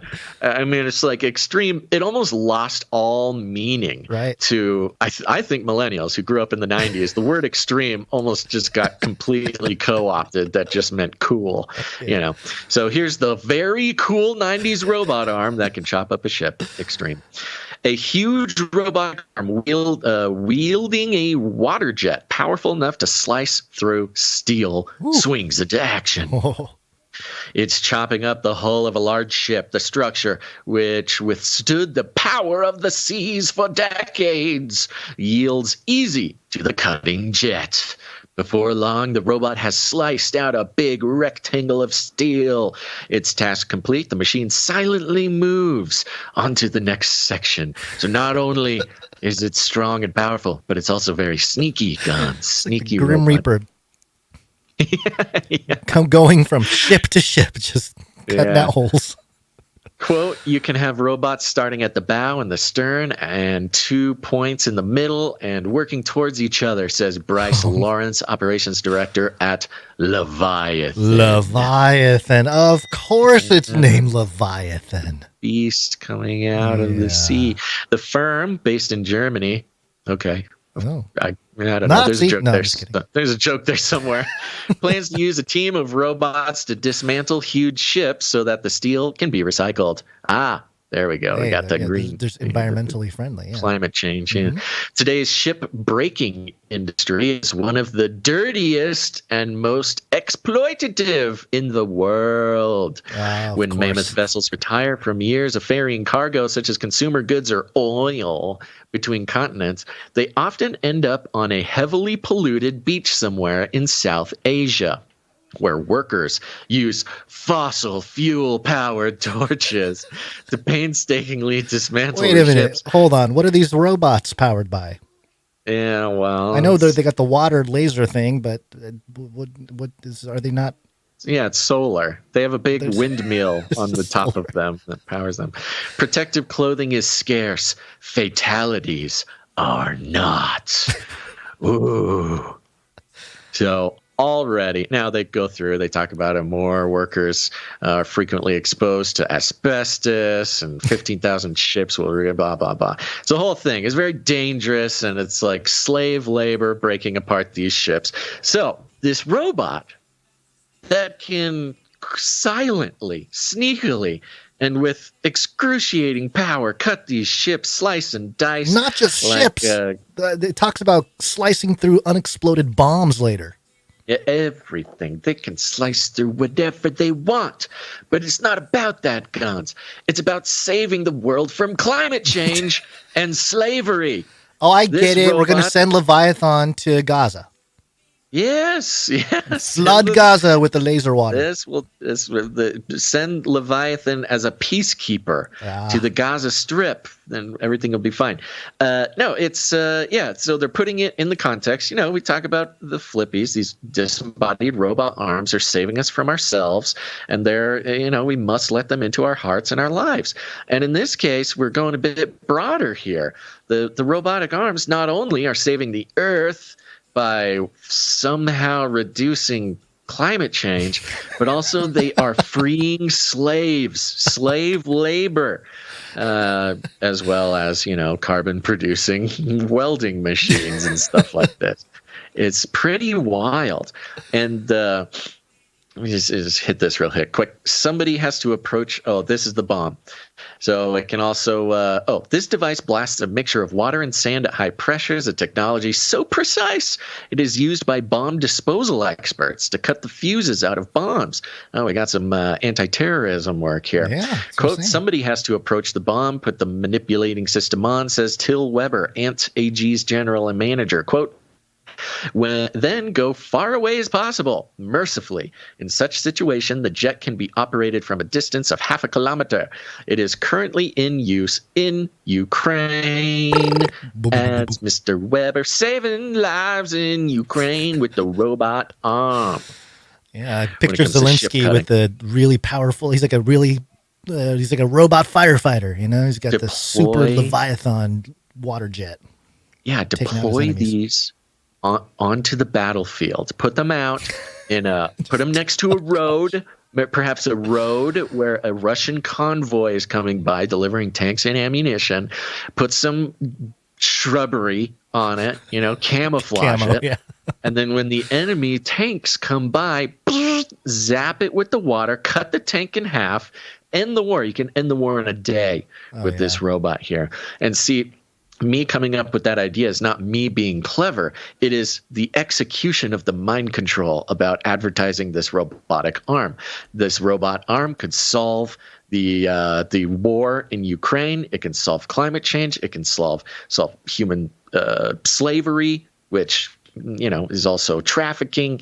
This sort of all-powerful, godlike robotic arm, who is also sneaky, is the answer to the world's big problems. And that's kind of the big thing here. We've had robotic arms solve problems in manufacturing, solve problems in flipping burgers, solve problems in lonely elderly, solve problems in all sorts of stuff.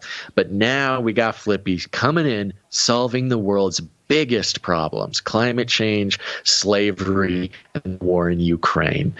So keep a lookout for, a Leviathan robotic arm kind of marching through your city and just cutting down buildings at will, because he's doing it for a good reason. Okay, it's a good reason he's saving the world. When we started the Flippy updates several years ago, and somebody would have told me that, hey, there's going to be a gigantic robotic arm named Leviathan that chops up ships and solve climate change, I would have said, yeah, they're probably not going to name it Leviathan. It's kind of, I can picture the robot arm, but like a little on the nose. They're not going to call it Leviathan. Spot on, but yeah, they went with it. So there you go. No hiding. It's the revelation of the method. Yeah, that's right. Okay, so we'll keep an eye on Leviathan over there, chopping up stuff with sand and water. Okay, are you done with the Flippy? I'm done. That's your Flippy update for the day, folks. All right, we got we're going to make up for something we were going to talk about last Friday. Russia. And this is coming from thesun.com. Wail of death, chilling moment, nuke incoming, sirens sound, and school kids wear gas masks as war drills, or in war drills as Putin readies Russians for World War III. Yeah, this came at the same time as our cell phone alert system last week, which feels like an eternity ago. Oh, dude, this last year, right? You're talking about last year? Yeah, no. Over the weekend, the world, went through a time warp, and suddenly now we're all worried about World War III in Iran and not Ukraine. Yeah. It feels like a throwback, but it's not. It just happened, and I think there's some interesting details here. Time is a dodecahedron inside of a sphere, so there you go. Sirens blared out across Russia today, and children don gas masks as part of a terrifying drill for an upcoming nuclear attack. Terrifying drill. I'm going to yell some certain points as you go through this article and comment on the whole thing later. Terrifying drill. They have photos here, and these gas masks that these students are wearing, there's like one picture of a gym. There's kids lined up. It looks like, I don't know, high schoolers. Yeah. They're straight up World War I gas masks, like hiding from the chlorine gas or something. They are the scariest looking gas masks I've ever seen. Straight out of Ant-Man or something. Emergency services wrapped up in hazmat suits, sure. And then they have like the picture of the chilling message that interrupted live broadcasts across the country.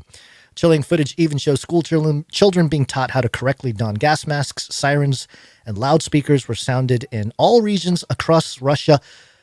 11 time zones. 11 just keeps popping up today, huh? It was Russia's first national civil defense exercise as Putin indoctrinates his people about the danger of the West triggering nuclear war.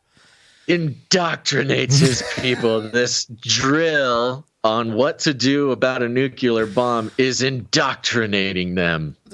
This article itself is not indoctrinating the reader into thinking of a certain way, but Putin is always just indoctrinating. That's just what he does. He speaks, he's indoctrinating. A message-sounding declaration, quote, attention everyone, as a bone-chilling alarm. They keep saying bone-chilling alarm bellowed out. In cities and towns everywhere, emergency services gathered in hazmat suits to carry out protocol as part of Mad Vlad's sick exercise. Mad Vlad. What a sick exercise, teaching people how to protect themselves. Yeah, Mad Vlad. One group ran from a building with a dummy body on a stretcher accompanied by a pack of dogs. What is it? What? When I was in elementary school, we did these drills, right? Or maybe it was high school. I think it was high school. They did all these PSA, don't drink and drive type of stuff. And they, you come to school, there's a big car with the front just smashed in, like on the side of the on the walkway up the steps to the school. Yeah. You had people that quote unquote died, from the whole thing. They were absent that day. It's called like what was it called? It's called the every 15 minutes or something. I forget what it was called. Yeah, the drunk driving drills. And there was a whole thing, and that's what it reminds me of. But for the whole country. By the way, the picture of the mannequin getting carried on a stretcher, you go up. It's up there. It's a couple images the up. arms of the mannequin. The arms are fully extended up in the air, which is hilarious. But the pack of dogs. Oh yeah. The pack of dogs is 2 puppies on leashes being led by emergency services. The pack of dogs. Okay, keep going.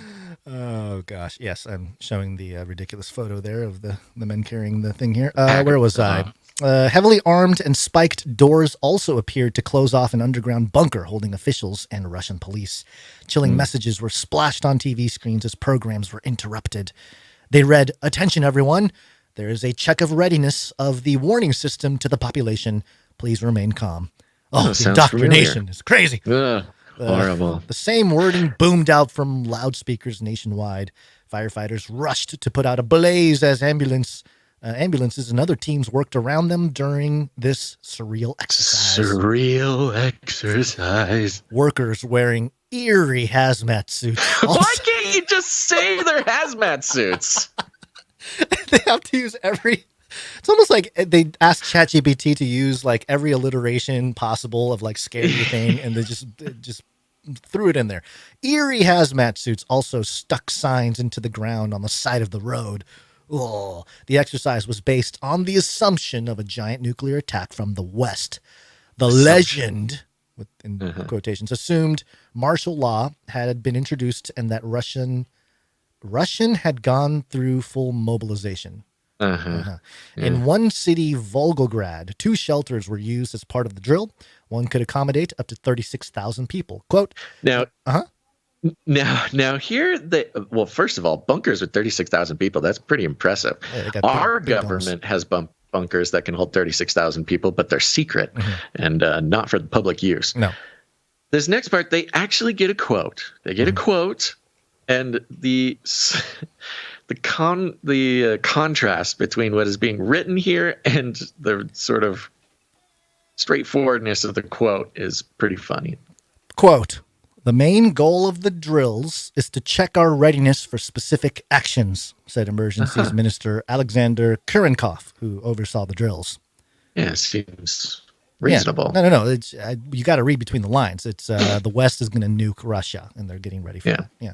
He's known to have multiple nuclear. Oh no! In a real nuclear war, Vladimir Putin would be calling the shots. He is known to have multiple nuclear bunkers in his palaces, as well as a fleet of doomsday. IL-80 Max Dome aircraft for use in the event of atomic war. Yeah, kind of like the U.S. Yeah. Or doomsday planes that are in the air all the time. It is unclear whether he played any secret role in the drills on Tuesday. Secret role. What? Okay. What are you talking about? Unclear whether Putin played a secret role in the drills? Couldn't we say that about anything?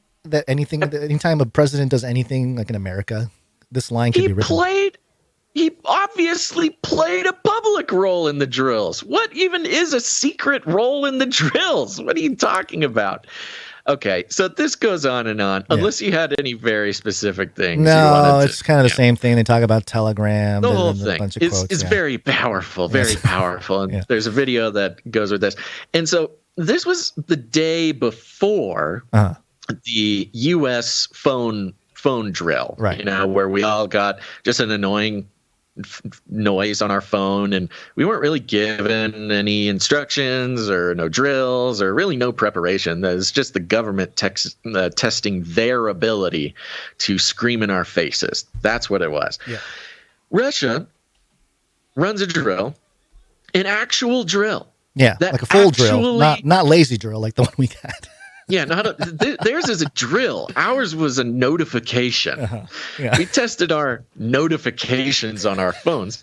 Where Russia, they ran a drill. They ran a training exercise with their actual citizens. What are you, a Russian sympathizer? What are you're a secret Russian spy? I'm glad that our government does not force us or even invite us to participate in sort of drills. That does sound annoying. It sounds like I don't have time for that. They probably couldn't help themselves, pulling off something. Whenever there is a drill, there's always something suspicious going on. So, I mean, they don't want to actually run a drill because they know that's like the real operation. Some intelligence agency will take it as a signal. Yeah. It's an Ender's Game situation there. Yeah. But the way that it is spoken about, I mean, this is, maybe it's Putin, maybe it's not, maybe it's that other guy, preparing their citizenry in a very real and tangible way for a nuclear war. Our government wants us to take nuclear possibilities, seriously. Pretty seriously, yeah. Putin or whatever, Russia is also wanting their people to take it seriously, but they actually learn. They're being taught what to do, how to put on gas masks, where to go, where to hide, running drills on emergency services, the pack of dogs for some reason, whatever. And the way that it's communicated in this article it's really, I don't even know if I have it's egregious in a way, sort of shaming the Russians for actually being tangibly prepared. In a sense, this is kind of like prepper shaming.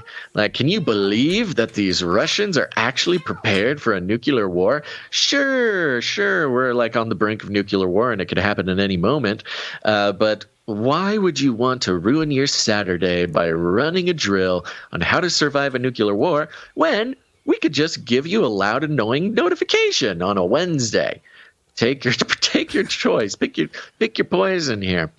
I mean, on one hand, I would be impressed with the U.S.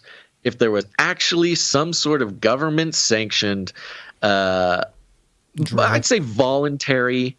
I'd prefer it to be voluntary drill for people to actually learn how to take care of themselves during an emergency. Mm-hmm. Russia, sure, maybe these people were doing the drill at gunpoint. I don't know, but it would be nice if our government actually kind of cared about us. I mean, it's a classic American style thing where it's like, I don't know. Just give them a phone notification. They'll figure it out. I don't know. They're not worth saving anyways. Whereas the Russians are like, yes, we will survive.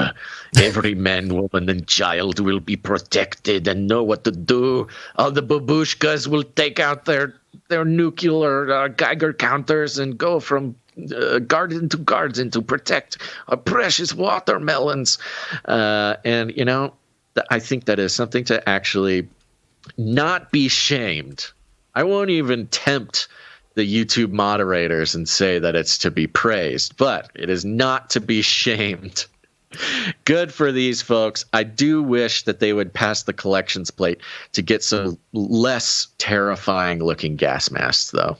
Well, they got stuff lying around from the last century there. They got to put good use to it or something.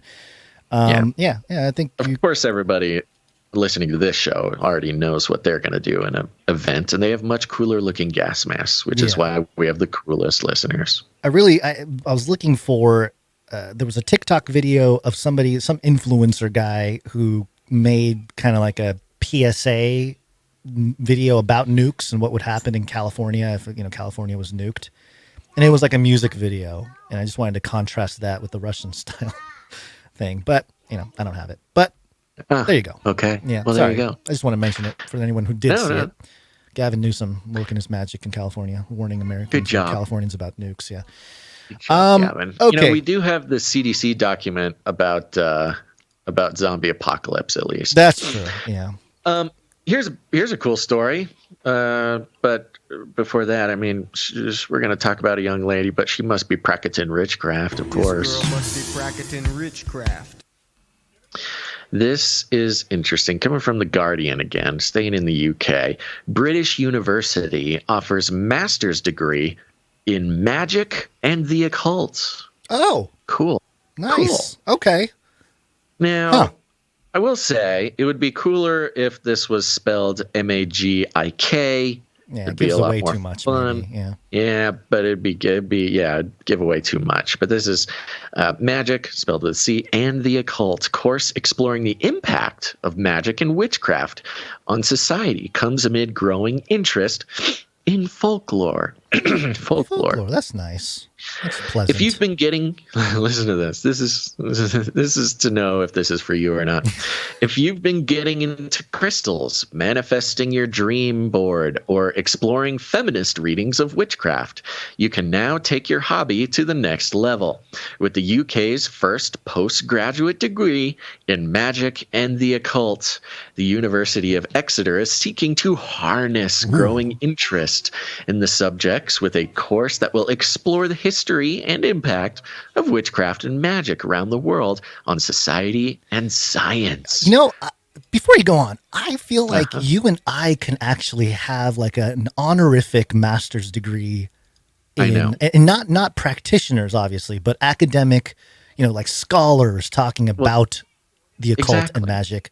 I mean, we have enough published content to maybe get some kind of honorary thing, but it's not going to happen, obviously. No, of course not. Nor do I necessarily want it. I'm just saying we are. If it came down to it, we can probably test our way and get our degrees. I'll make my mom happy at least. I'd try to test in at least. Yeah. It'd be interesting. Yeah. So they are presenting this as, they're not necessarily presenting it as you will learn witchcraft and magic, but it's more of like a history and impact. And it says here it's a multidisciplinary degree, which starts in September 2024. Will draw on history, literature, philosophy, archaeology, sociology, psychology, drama, and religion to show the role of magic on the West and the East. Ooh. Professor, don't leave out North and South. Nope, just East and West. No magic allowed in Antarctica. Professor Emily Saylove, who leads the course, said, quote, a recent surge in interest in magic and the occult inside and outside academia lies at the heart of the most urgent questions of our society. Decolonialization, the exploration of alternative epistemologies, feminism, and anti-racism are at the core of this program. So do not be mistaken here. Let me read this part, and I'll tell you what not to be mistaken about. She said this reversed a tendency in recent decades to, quote, dismiss the study of magic and the occult with the idea that it is, quote, no longer of importance to modern people.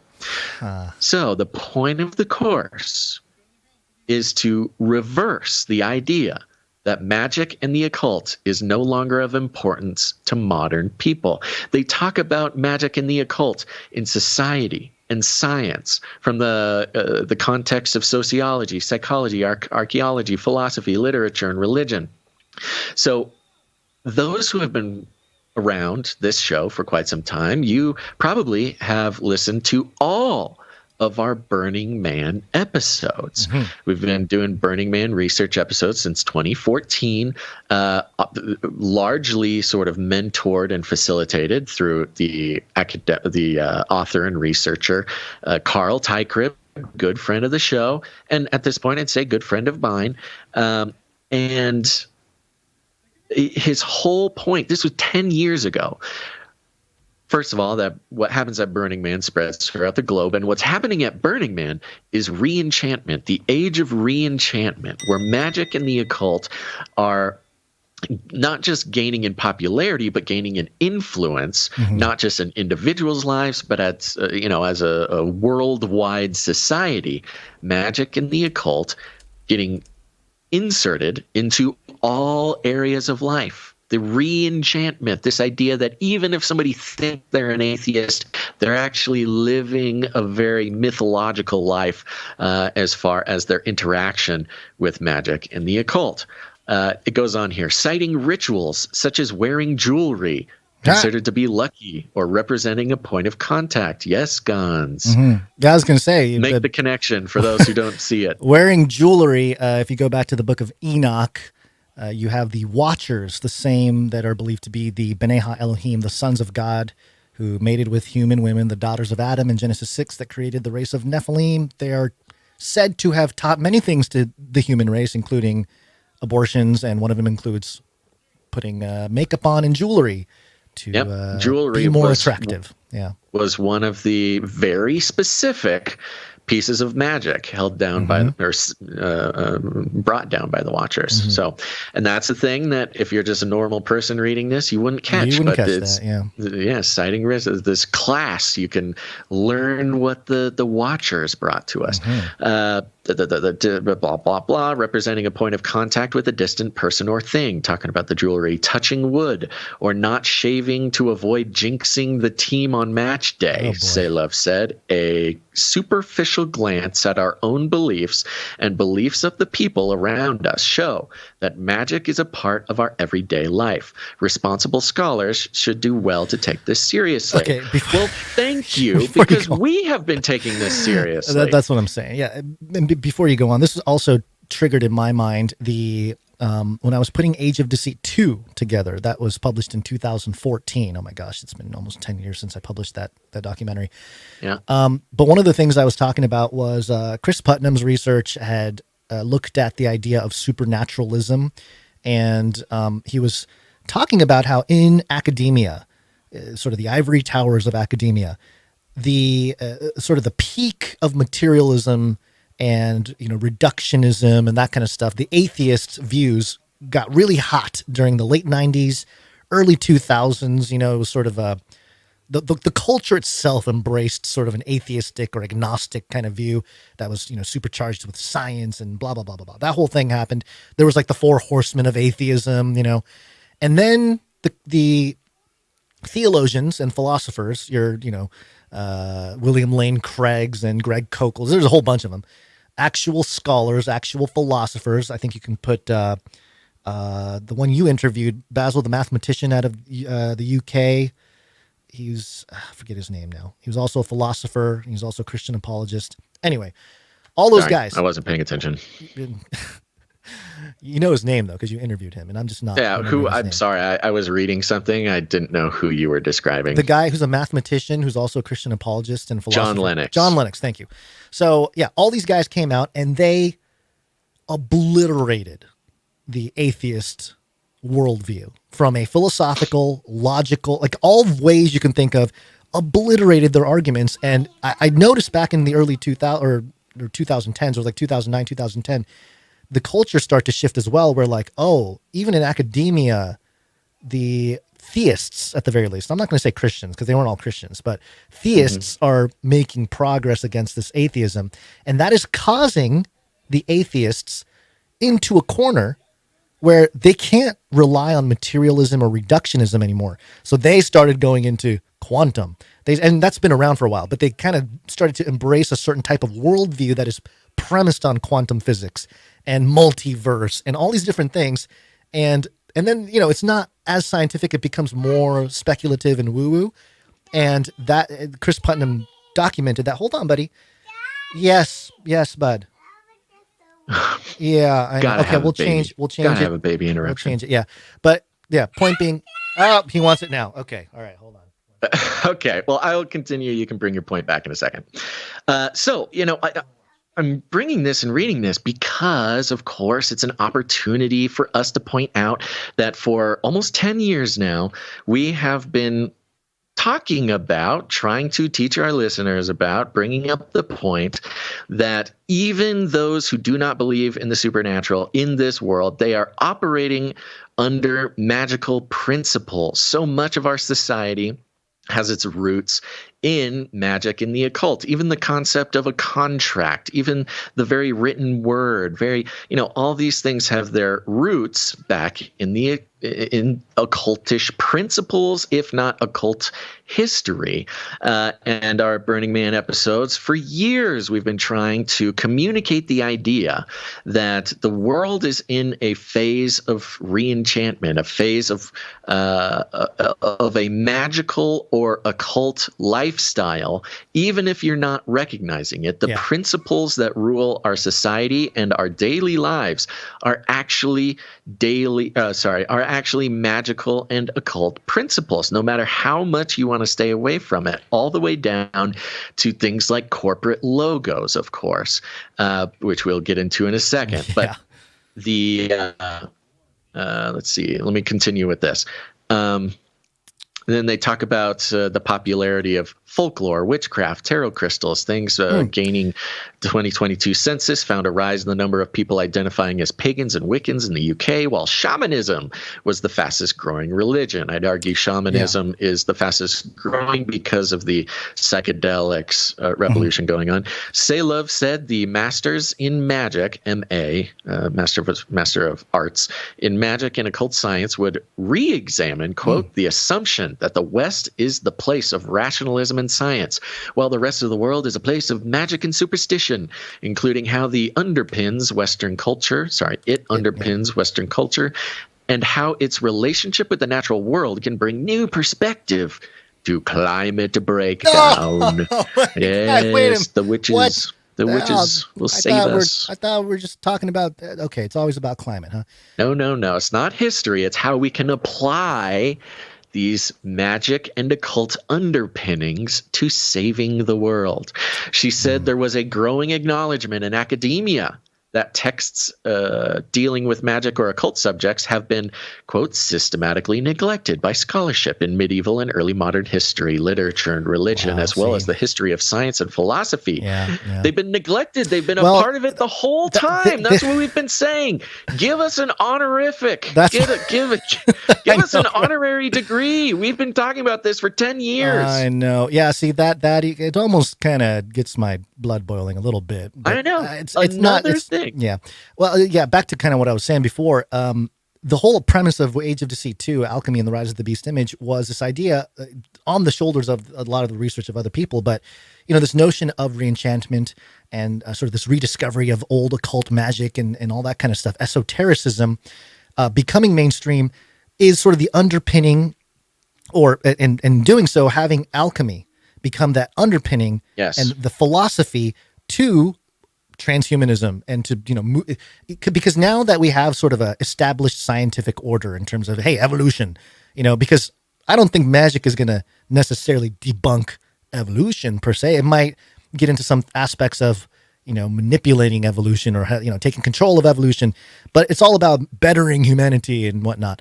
And yes, alchemy, the elixir of life, looking for, and you can see it all over, not Washington, Silicon Valley, all these people trying to live forever and investing all these billions of dollars into reverse aging and all this kind of stuff. It's all rooted in the Philosopher's Stone, the alchemical promise of turning base metals into gold and using that as an analogy of, hey, we're going to restore mankind, because clearly everyone can tell that we're falling short of something. Christians call it sin, but, they want to call it something else. It's the magical representation of utopia. Yes. So bringing us back to Eden, which is interestingly the desire of mankind. Railed against the idea of utopia on Earth. It's the biggest scam of humanity. Utopia on Earth is used to control, always ends in acts of evil. But the idea of utopia on Earth is at the core of, that sort of ancient yet not so ancient alchemical idea of the Philosopher's Stone. I think the Exeter mention is because of the psychedelic studies that we've reported on before. It says here how the psilocybin thing is based on the Exeter research, which it triggered my mind because we were talking about it before we went live. Like Exeter, we hear that a lot. What is it from? But I think it's from some of the reporting of the psychedelic studies we've done. So, but that's not all, folks. Oh, so just to mention, of course, there's more. Of course, especially the fact that it's in the UK. It brings up images of Hogwarts.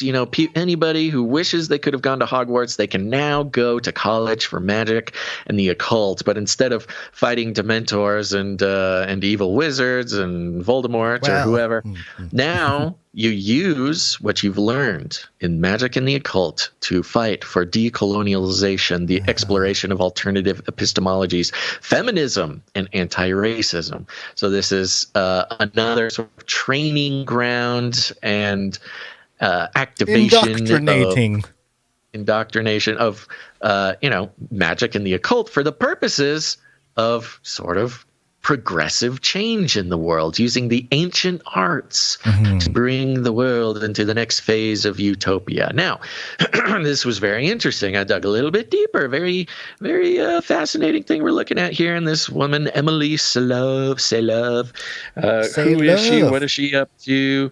I found her name on a website called Occulture.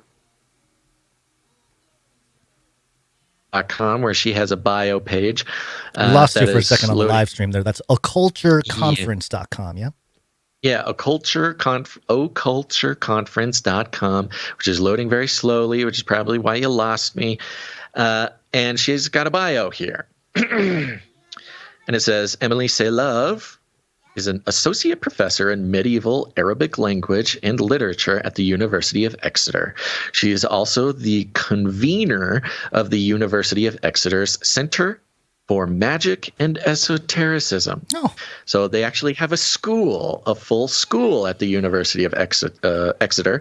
It's the Center for Magic and Esotericism.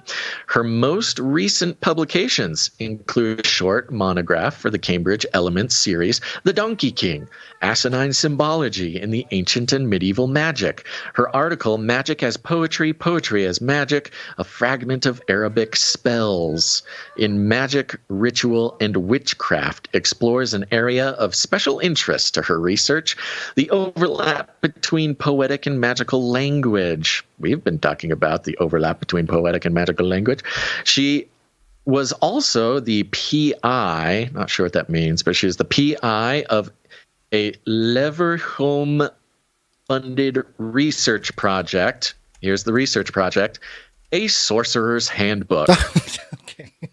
Which is sounds like a research project to me, a Sorcerer's Handbook, which is creating an edition, translation, and multidisciplinary, multi-authored scholarly analysis of Surah al-Jinn al-Sakaki's grimoire. Oh, good. PI stands probably for principal investigator. It could be something else. Yeah, that makes sense. Yeah. She's the principal investigator on translating an ancient book of Islamic magic. It's a grimoire. It says right here, Kitab al-Shamil wa Bahar al-Kamil, the Book of the Complete. This guide. Okay. So the Leverhulme-funded research project, A Sorcerer's Handbook, a translation of a grimoire, and the Book of Completion is a guide to cursing, healing, and harnessing the power of stars, angels, jinn, and devils, was conceived at the crossroads of many magical and religious traditions and serves as the intersection at which multiple scholarly methodologies and disciplines can intersect today. Okay, so she is not just writing research papers about how, well, feminism, women were considered witches because they were feminists and they separated from society and took care of themselves. So that made them witches, and men hated that. That's kind of the American Salem witch trial explanation. Yeah. No. Not just that. She's translating books of spells and grimoires, guides to cursing, healing, harnessing. She's doing the thing. Yeah, I just want to say that part of AI and language and part of the reenchantment process, I believe, is going to be the rediscovery of some lost ancient languages. Like AI is already kind of doing some ancient Babylonian and Sumerian languages and stuff. Or Akkadian, I think, was the specific one, where the AI is trying to help piece together the Akkadian language again. I think that'll come very handy in a less sort of traditional epistemological academic atmosphere into a more occult magic atmosphere, where they're literally rediscovering the magic spells of the ancient past and trying to apply it in some way. So very much part of the whole AI movement as well. The return of the Tower of Babel and all that stuff. So she is an agent of what we've been talking about primarily through the Burning Man episodes, but also I bring it up every now and again and scream about it. She is an agent of the age of reenchantment. She is a well-respected scholar who, when the mainstream writes about her, It's, she's a historian and an archaeologist and, teaching us the roots of our society in magical history. That's how the mainstream is presenting her, because they don't want to say, yeah, she's a witch. But over here on occultureconference.com, she obviously is playing a bigger role in the reenchantment than just an academia. Who's funding her? Who's giving her all this money to do this? That was my question. So who funded this grimoire from 1229 or something? Oh, no, 120, whatever. There's an old book of Islamic spells and stars and curses and, her magnum opus is funded by the Leverhulme. The Leverhulme Fund is what it's called. Leverhulme. Yeah.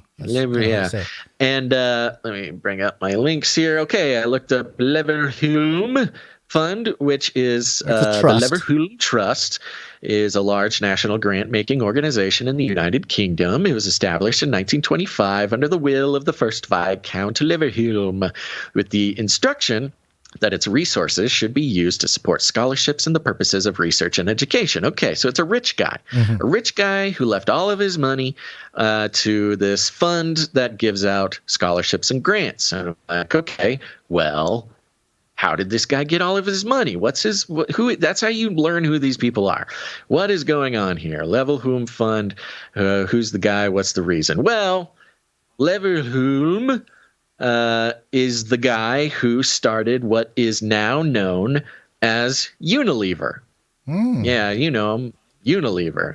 If you need any reminding, Unilever is one of the corporations that shows up on the corporate family tree as one of the 10 corporations that own everything. Many of you have probably seen this graphic. It shows 10 sort of overarching corporations: Coca-Cola, PepsiCo, General Mills, Kellogg's, Mars, Unilever, Johnson & Johnson, P&G, Nestle, Kraft. These corporations own every single thing in America. All the food, all the soaps, all the, every brand, every major brand. You walk into the grocery store, doesn't matter what it is, whether you're looking at Annie's macaroni versus Kraft, doesn't make a difference. They are owned by these 10 companies. 10 kings? You cannot get away from these 10 companies. And you go over to the Unilever section. You can see the list there. Actually, to save you some time, I went ahead and opened up Unilever's the website there, unilever.com. Yeah. Right. So this is the corporation that is responsible for translating these books of spells. And Unilever, just in case if you're wondering what role they play in your life, they own Axe, Axe body spray. Which makes some of those inappropriate commercials make sense, yeah. Sure. Ben & Jerry's ice cream. It hurts. But yes, all that wokeness that we saw from Ben & Jerry makes sense, yeah. Yeah. Dove, very not popular. Sir Dove. No, not Sir Dove. Don't do it, Dove. Hellmann's. Oh, wow. Mayonnaise. Yeah. No. Sorry, mayonnaise lovers. You can't get away. Magnum ice cream. Oh, Liquid IV. Liquid IV is all over podcasters. Over podcasters. Oh, and to build on that, Liquid IV, Onnit is also owned by Unilever. Onnit, the Joe Rogan vehicle. Boom. The Alpha Brain, blah, blah, blah. Joe Rogan's part of the company.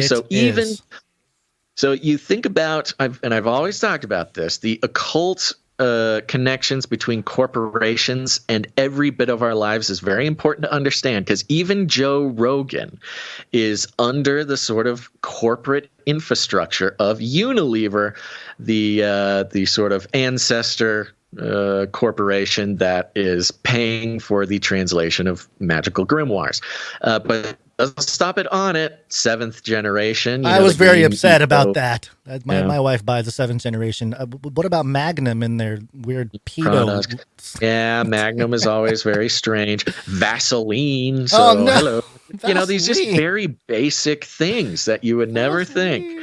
are a part of the Unilever family, which you work through the ancestry of Unilever.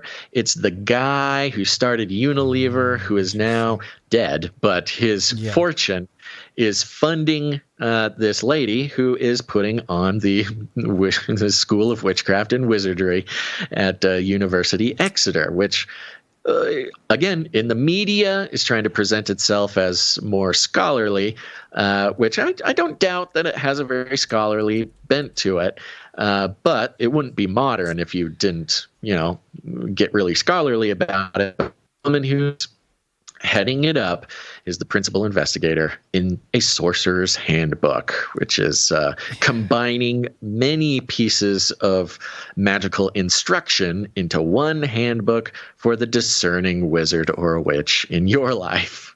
Now, Basil, I did just the list here. It stops at like 24 or something like that. And at the bottom, there's a little button that says, results show all 48. And so I did that. And only one more popped up. It's Walls. Have you heard of Walls? It also never heard of it. It also has the pedo heart. This is the second company that has the heart within the heart that kind of spirals. Which is not a crazy thing. It's actually, the FBI published a thing about all the symbols, so it's not like a crazy thing to think. But why? It's almost exactly the logo. That is on record with the FBI as being a pedophile symbol. Right. Yeah. So that symbol, pretty much the Walls logo and the Magnum logo. I wonder if they're related. They must be. They have to be related. It's the exact same logo. I think specifically. Well, I don't actually want to get specific, but yes, it is one of the many logos that has very specific meanings. So there you go. This is a thing in the university system in the UK. Just bringing the magic and occult straight to the university system. There will be a lot of interest in this. They're, of course, claiming for it to be sort of almost like a history master's and, art history or something. But when you actually dig into the whole thing, it's very clear that there will at least be some underlying sort of magical practice. Or practitioning involved.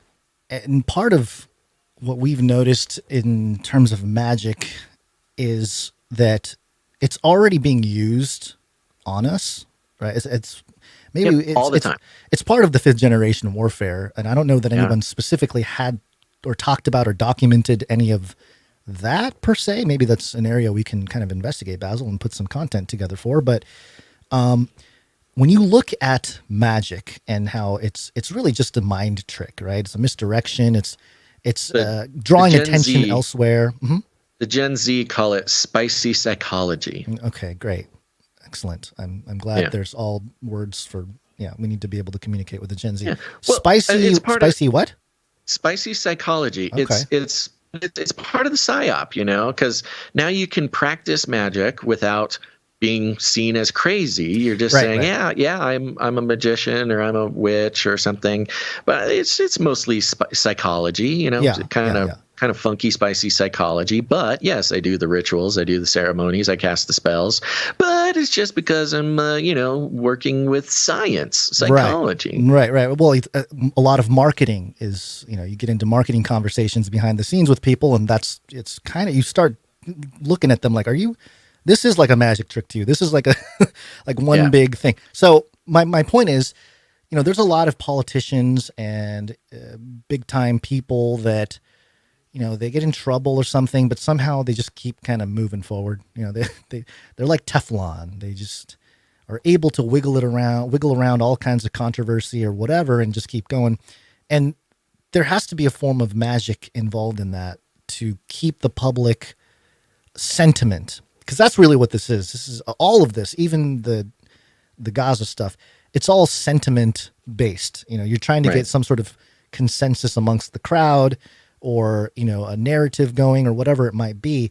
And the people that are the best at it, those are the ones that are getting up the world pyramid, if you will. Mm-hmm. So I think it's important for us to look around and kind of think about certain individuals that we may like. Public figures that we may like, that we may follow and sort of analyze them from the lens of, okay, what kind of things are they doing when it comes to a magical approach? Even Netanyahu, remember, this is all part of the discussion, tying it back to Gaza a little bit, but the mystical Judaism, the Kabbalah, the Zohar, all those documents and sort of that mystical side of Judaism, they are behind a lot of the politics in Israel.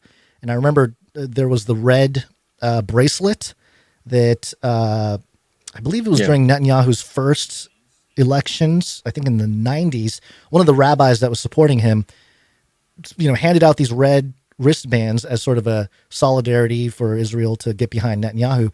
And he is quoted in an article, interviewing him, saying that it was a talisman. And it was what was the word he used? Amulet. It was an amulet to bring everyone together behind Netanyahu and da-da-da-da-da. So even they are doing magical spells on the masses with people not even realizing it. So it just kind of, it could be why we're not like huge either. We're not trying to pull off magic tricks while we publish content. So anyway. And just as further proof that we deserve an honorary degree in this, we can ramble on about this stuff all day. Talismanic and amulet magic is actually an Islamic derived sort of school of magic. So, which is actually a lot of it is. People don't know that, but which makes all the Middle East stuff that much more interesting. And especially the leaders in the Middle East and those particularly close to the leaders in the Middle East are always sort of showcasing this magical worldview in one way or another. Yeah, 100%. And with that, Gons, let's take a second, take a look at some cool art. What do you say? I say we thank our producers first, coming in with their treasure, and then we will thank our producers with the talent. Let's do it. Value for value. Value for value. We take no money from corporations, commies, or cartels. That's right. We don't. We're entirely funded by people like you, and when people like you stop funding us, the show will go away. I mean, it's sad to think about, but it's also the natural way of things. We won't be kept alive by necrocapitalism, raising us up as a zombie, a lifeless form of ourselves for the purpose of just wanted to play advertising and brain control. So there you go. We die when y'all let us die. But we got a few producers who came in. They say, not today. You will not die today, Canary Cry. And we thank them a lot. And I'll thank them now. Okay. Remember, folks, you can become a producer by going to canarycry.support. Oh, I wasn't ready for you to do that. Here we go. Look at us on the fly. Okie dokie. Got a few people to thank. Here I go. Starting with producer Amanda M. Amanda M. Thank you very much. Yeah, Amanda M comes in with a nice round number, and we appreciate for that. And remember that if you support the show, if you produce the show in a nice round number, that's you telling us that you'd prefer we do not disclose the amount, and so we won't. But if you don't mind us disclosing the amount, then we will. And you put, make a funky number. Put like 33 cents in there or 1, 2, 3, 4 or something. Just kind of send a little message to us. Amanda M. I'm remembering that name from recently, and I'm wondering who was this person. I was thinking maybe Amanda M. was the person from that podcast that supported us a while back. But I did not see a note from Amanda M. So if that's the case, let us know, Amanda M. Thank you so much for your support. Thank you. I'm going to do one quick thing. I'm sorry to stall, but I don't want to stall, but I just want to double check a thing, and I'm going to do it no matter what you say. So thank you very much, Amanda M. Next up, we've got, so this was from producer Rob H. Thank you very much, Rob H. He actually came in a couple episodes ago, but sent in a note, and I wanted to read the note. Okay. So here is the note from Rob H. Very important. He says this. It has been, he says this, the only reason I'm suggesting to read this on the show is due to how important reminders are when it comes to relying solely on value for value. Solely being the keyword there. Solely being the keyword. Right. Everybody will ask for your donations, but they will also turn around and advertise to you, which to each their own. It has been 4 or so months since the last donation due to not catching as many live episodes with my work schedule, but just today, receiving a text as a reminder prompted me to donate, as you both operate one of the few shows I am willing to donate to, along with No Agenda, Jay Dyer, and Days of Noah, which will tell you something. I could go on, but I'm going to keep it on the shorter side. Appreciate the hard work, and God bless Rob H. Thank you very much, Rob. Hey, thank you, Rob H. Appreciate that. Yeah, very nice. Yes. Those reminders, some people don't like getting emails or texts or whatever. And I understand 3 times a week, if you're trying to avoid the guilt of missing a show, it could be annoying being reminded that you're missing a show, but it is very important to be reminded about the fragility of this system here. So thank you very much, Rod H. Thank you. Next up, we had producer Adam M. He upgraded his Patreon support. Hey, thank you very much. So appreciate that. Appreciate that. Next up was producer Heap of Trouble, came in with a nice round number. Hey, Heap of Trouble. Heap of Trouble in the house. Yep. We had Malik W come in a couple times. Hey, Malik W, thank you. Yeah, and he's on a 25-episode streak. 25. Couple more, and he hits the firmament. That's right. Next up, I wonder if I think we have a jingle for this next person, but I don't know if you have it ready. But interesting times, folks. We have the return of producer Ghostronaut. Hey, Ghostronaut. Yeah. Ghostronaut's back, baby. Hold on, I have a whole folder for Ghostronaut here. There's only one thing in there, though. I don't know that it's... Well, hey, you got to put something somewhere. Yeah. I mean, I can play it. I think it's something he sent in.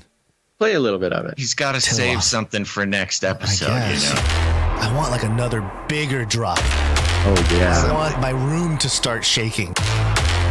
Speak of the ghost. Completely off the chain. It's a banger. I want like another bigger drop. Oh, all right.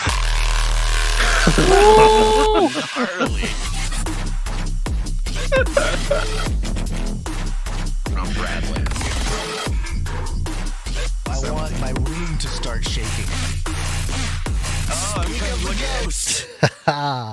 Wow. Welcome back, Ghostronaut. We missed you. I didn't forget about that, but I'm glad we played it. We got to put that into the rotation for the mixtape at the end of the show. Yeah.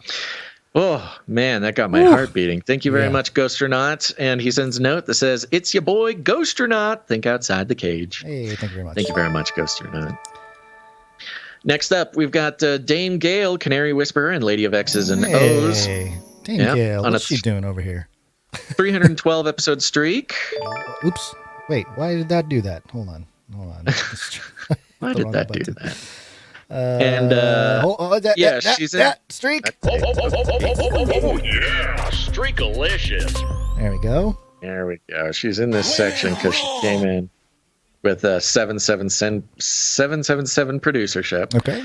And a note here that says, "Hola, mi familia. I sent a prayer note to my friends Rocky and her husband Zofar, who is an Israeli citizen, as well as her daughter, Yudi. And this was her reply." Okay, so we got message from Israeli citizens here. Quote, okay. "It's the children of Israel that need the prayers. You have to understand, Hamas is a terrorist group who just don't care. They took young children as hostages because they know Israel won't just wipe them out, as they will try and save the children. Otherwise, they would just blow them away. This is very upsetting, and our friends' older kids are all being called into the army. All Israeli citizens 18 and over, including girls, are being drafted. It's all-out war." Yikes. Yeah. Well, why don't you hit the producers? We haven't got to put that out there. Producers, assemble!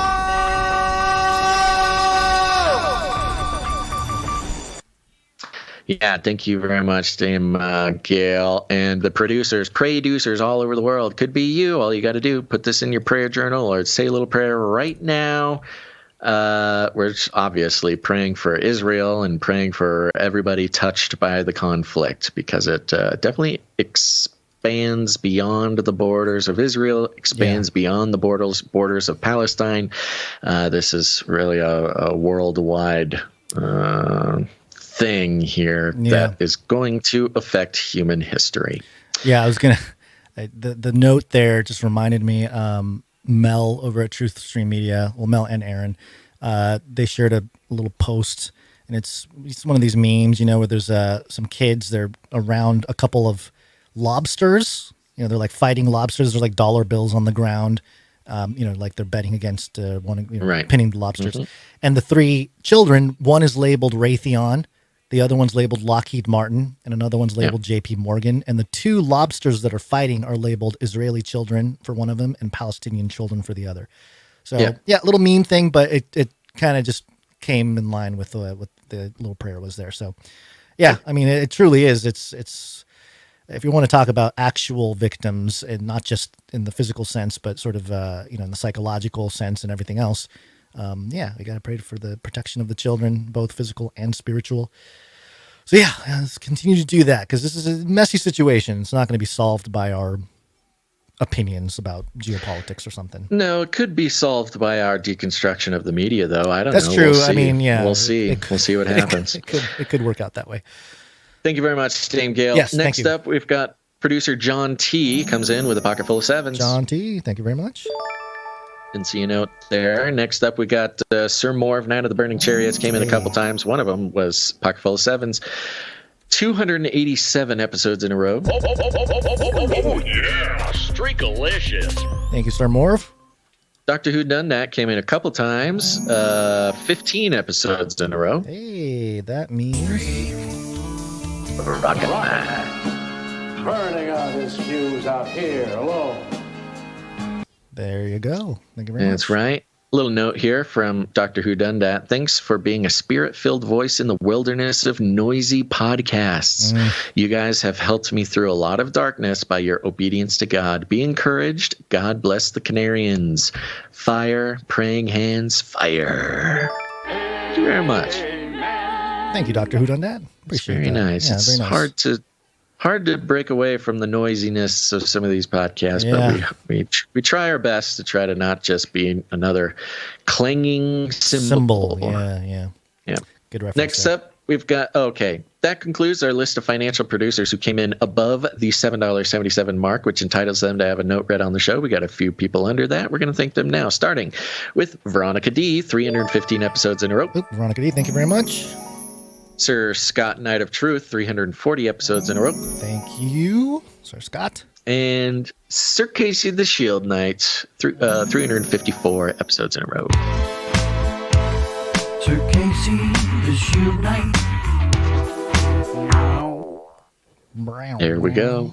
All right. Thank you to everybody who supported this show and last show. Sorry we had to smoosh it all in today, but we really appreciate your help there. But that's not all, Guns. You can produce the show with your time and your talent. Mm-hmm. Yeah, we're going to do a quick speak pipe here. Please leave a message after the tone. At the tone, please record your message. Leave a message. Beep. Message. Go to canarycrynewstalk.com. You can be on any of the pages at that website. You can click on a green tab on the right side or the bottom. It'll give you a little pop-up window that allows you to record a message of up to 90 seconds in audio form through your device.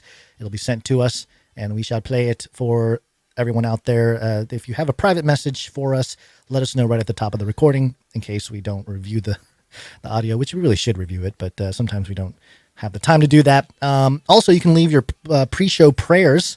It's a great way to produce a show. Just a quick prayer to get the right mindset going for each episode. We appreciate those. There hasn't been one for the last couple episodes here, so if you're inspired to do that, please do that. We have one speak pipe today. It was actually from last Friday. It's from, of course, Silly Goose Elder Dave. Hi, guys. On today's episode, I'm masquerading anonymously. This is absolutely not Elder Dave. Today I'm proposing a new feature for your podcast, Captain Obvious. in which you will pick the most ridiculous news story for its redundant rhetoric. Captain Obvious, to be created by the artist of your choosing, at which time you shall bestow the article, the medallion of omnipresent spiritual intergalactic oneness. This phrase has not been copyrighted, so proceed. So it shall be written, so it shall be done. Love ya. God love you, but I can't say that. I'm incognito. And have a nice day.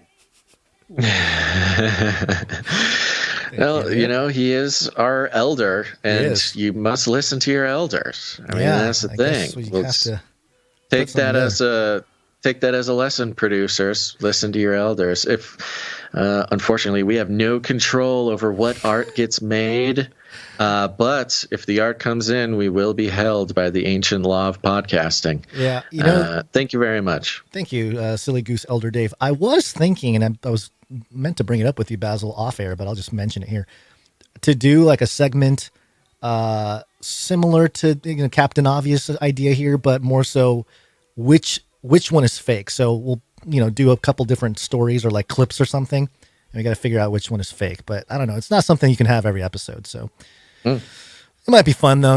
Make more of a game out of everything, not just us rambling on. I've been kind of trying to brainstorm some games. I thought it'd be fun to have a sort of a gamified aspect. Gamified. Yeah, where maybe I'll bring a game to quiz guns or something. I don't know. We'll figure it out. Wait for inspiration. Yep. The Holy Spirit's in charge there, folks. Thank you very much. Amen. Elder All right. Dave, Silly Goose. We're going to do some producer, thanking producers for their talent here. That's another way you can help produce the show. You can help build the culture behind the community here. It's not just your money. It's about helping us create the imagery, the memes, the audio jingles, the ISOs, all the stuff that is part of the Canarium here. We're going to start off with audio production. Audio production.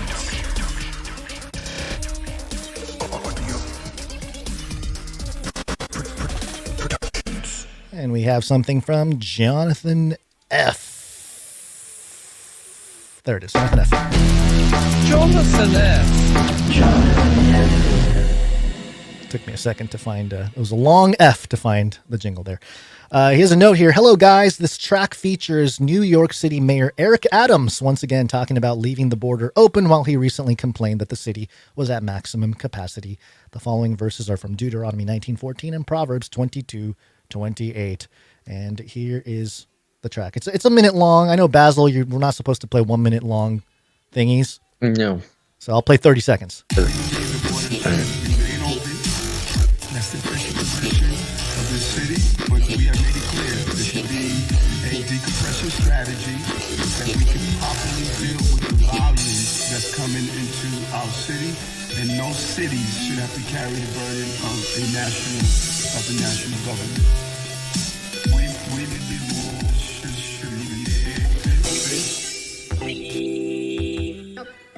Oh yeah, you can hear the rest of that at the end of the show.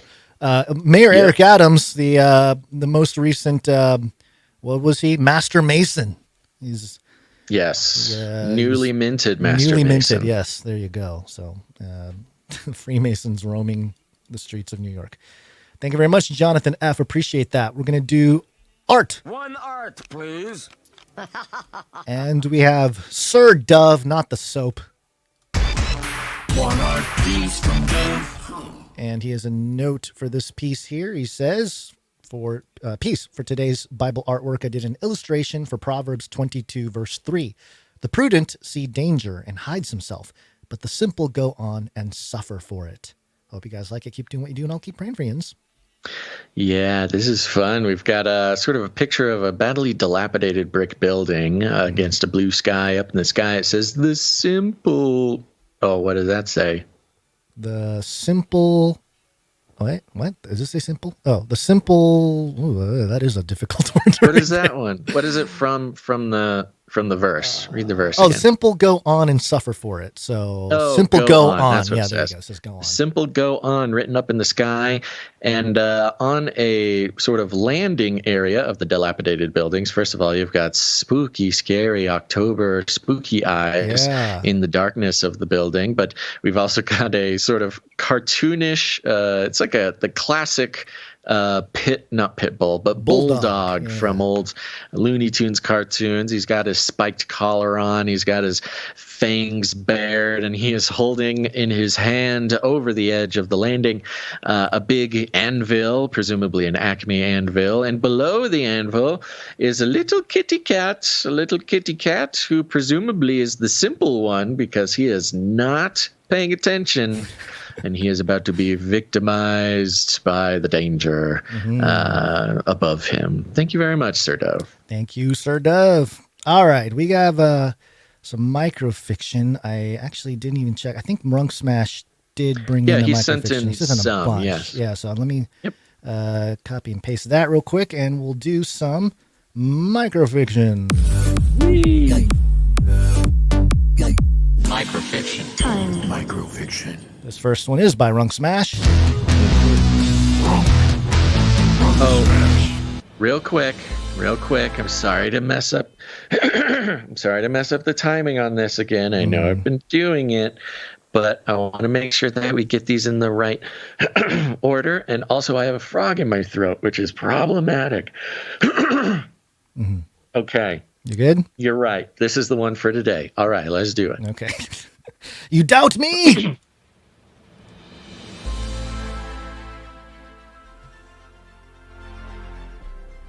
Hello?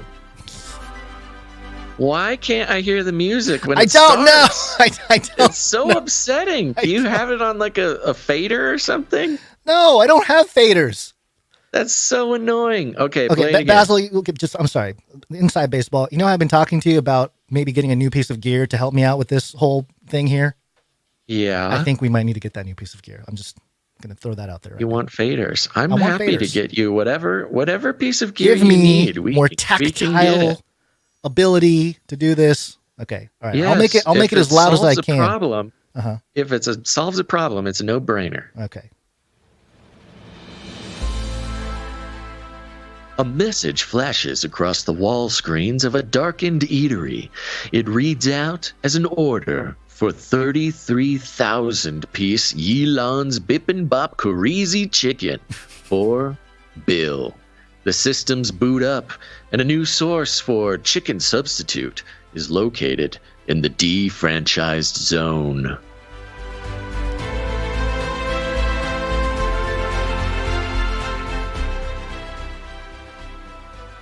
Yes. I think this is about the they're going to the Flippy update from the other day, right? About the fried chicken, fried the chickens. crazy fried chicken. I have read ahead on this section of Runk Smash's stuff, and it gets good, folks. Oh, good. Stay tuned. Excellent. All right. Thank you for that, Runk Smash. We also have a second microfiction today from Stephen S. On her Hex Hacks channel, Nadia recalled her Which Lives Matter protest in Salem to rename Nathaniel Hawthorne Elementary School. We cannot glorify intolerance and prejudice to people of magic. The school was subsequently named Witchcraft Heights. Ah, interesting. Wow. Okay. I don't know the historical accuracy of that, but it sounds plausible. Well, there's an article attached to it, so I Yes, think... well, this is our Witchcraft Heights bomb hoax story. Okay, yeah, so it wasn't the actual. So Stefan is kind of creating the lore around the. Yeah, perhaps it's real. Heights. I don't know, but it's a good explanation. Yeah, as far as it's a story about how there was a place called Witchcraft Heights, and they were getting bomb threats, and they're shutting down all the time. Yeah, it's an elementary school. Called Witchcraft Heights. Yeah. So interesting. All right, good stuff. That is it for the producers coming in with their talent. We appreciate all of you.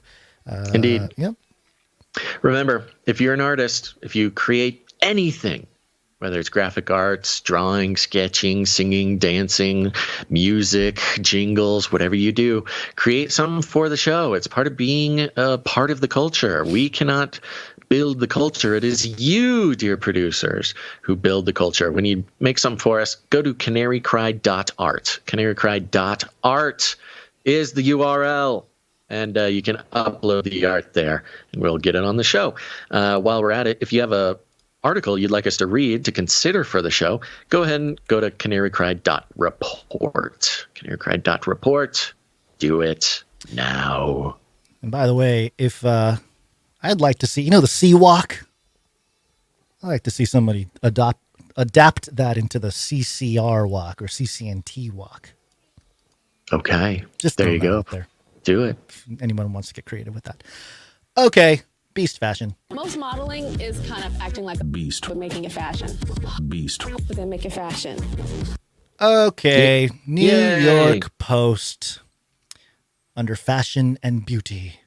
Headline, Prada will help design spacesuits for NASA 2025 Artemis 3 moon mission. Here we go. Yay. Talk about beast fashion. One small step for man, one giant leap for Prada. The Italian luxury fashion house announced Wednesday that it will be teaming up with Axiom Space to design these spacesuits for NASA's 2025 Artemis 3 mission. Engineers at Prada will work side by side with Axiom's systems team throughout the process of designing the lunar suits. Quote, constantly forward-thinking ethos of Prada for humanity has been... okay.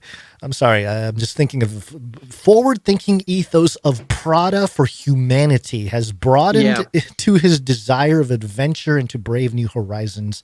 Space, Lorenzo Bertelli, Prada Group marketing director, said. I am curious, who is making the money on this? Because on one hand, NASA using Prada to design their spacesuits, I'm thinking, okay, that's taxpayer money. How much are we paying Prada to design the spacesuits? Yeah, sure, they're fashionable. Sure, whatever. Apparently, they're, a big fashion brand. But what do they know about spacesuits? Is NASA paying taxpayer dollars to get Prada to design the spacesuit and cover it in diamonds or something? Or is Prada volunteering for the marketing opportunity? How much do you want to rely on volunteer time of Prada engineers? The genius minds who brought you silk scarves and, pointy shoes. I cannot figure it out.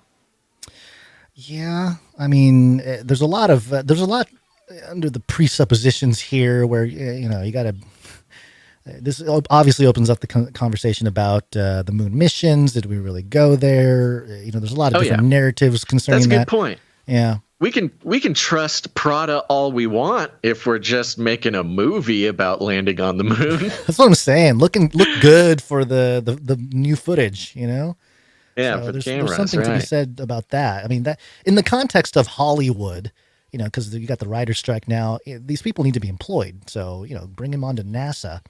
And, that's a good the point. Prada people there. You got the design team. You look good. You got the marketing. You got the fashion stamp of approval. High class society, whatever.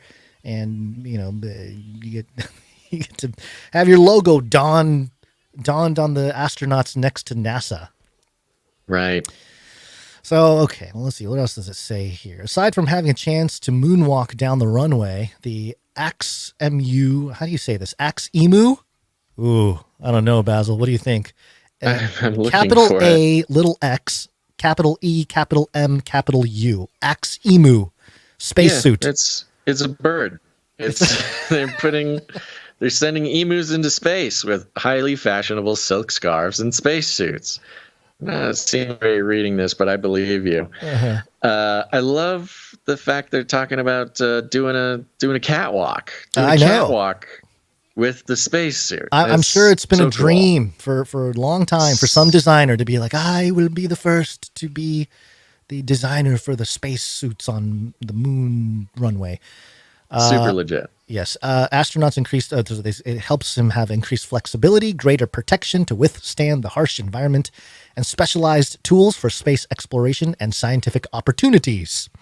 The suit also offers NASA commercially developed human systems necessary to access, live, and work on and around the moon. Hold on. The suits offer NASA commercially developed human systems?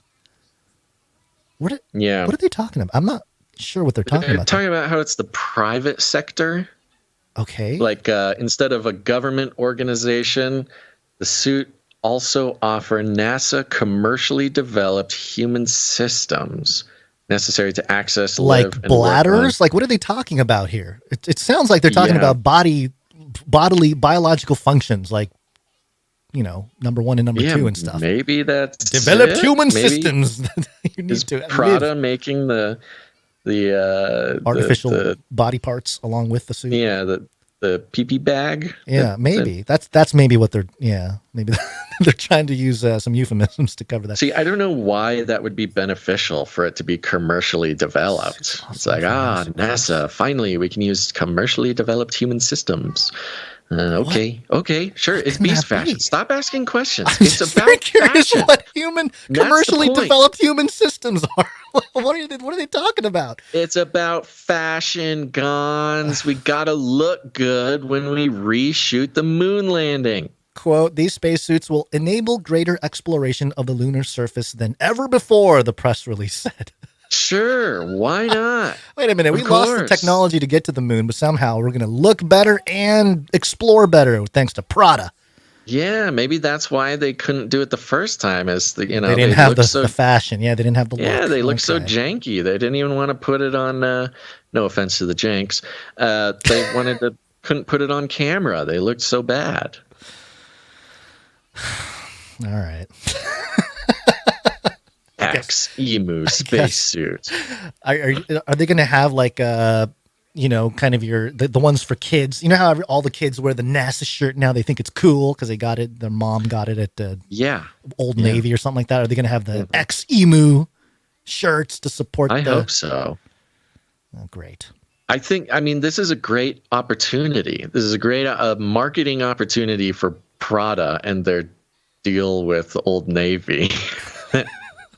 That they can make the coolest, most fashionable spacesuits for merchandise opportunities. That's where the real money is. Isn't Prada...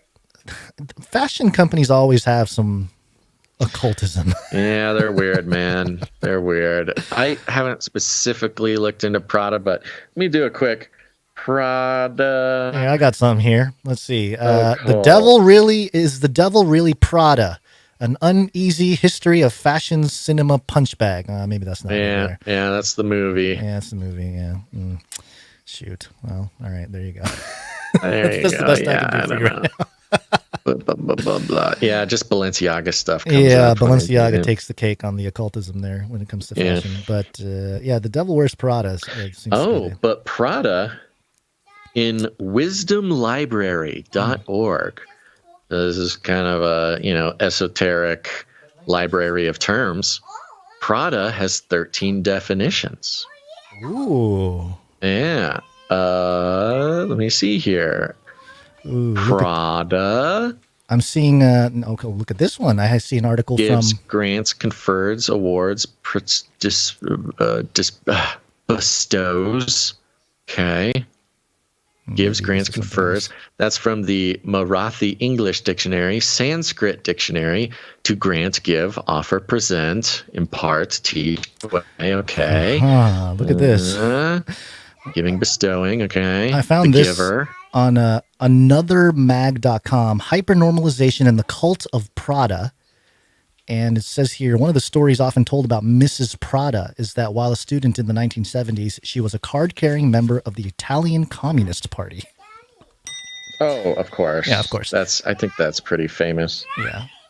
Yeah, what's up, buddy? All right. I think we're through. The baby is up to his wits. He wants me to read his book. All right, the baby has sounded the alarm, folks. We'll give you a full report on Prada someday. All right. Thanks for listening to this episode of Canary Cry News Talk. Thank you to all the producers who made it happen.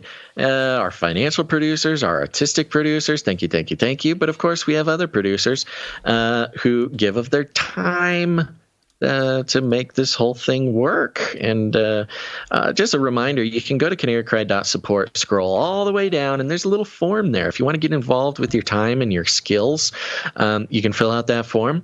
That puts it in our little spreadsheet. And then once in a while, we go through that form and check out what's going on and see if there's anybody who can help us with a certain project. But I want to start by thanking our Clippies. Clipping all those videos. Thanks. Yeah, thank you, Clippies. Go subscribe to the Canary Cry Clips channel on YouTube and Odyssey to see their wonderful work. You cut out on the live stream. Are you there? That's okay. Yeah, it's just the normal thank you to the Clippies. Thank you to the timestampers now. Timestamp, it's hard work. Timestamp. Yeah, thank you to Jade Bouncerson back in the saddle for episode 674 for the timestampers. Very important. The timestamps go into so much of our back-end stuff, and we couldn't do it without timestampers. Thank you. Thank you to Jam for the links. Thank you to Ginger B for sending in an article. Thank you to Clank for clanking.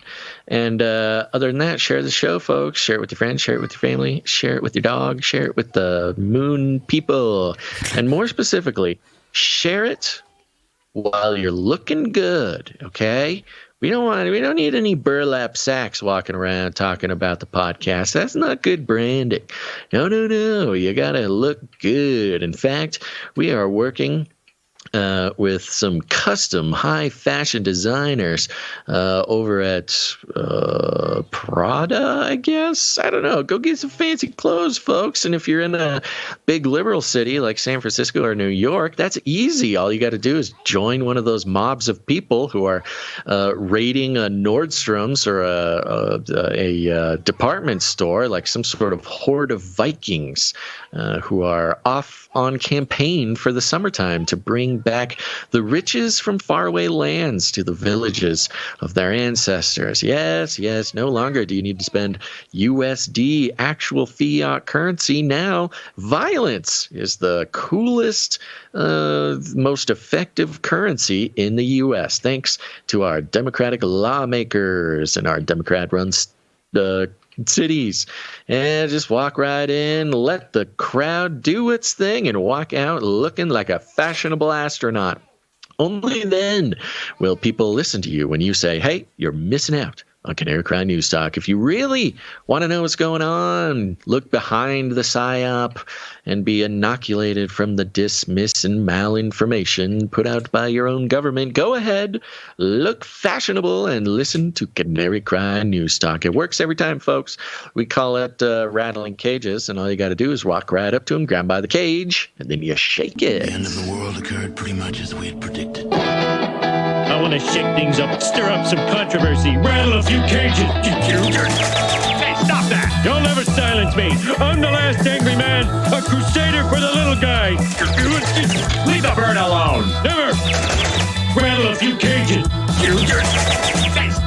Rattle a few cages. The human race will have every opportunity to improve. And if they don't? Ask Noah.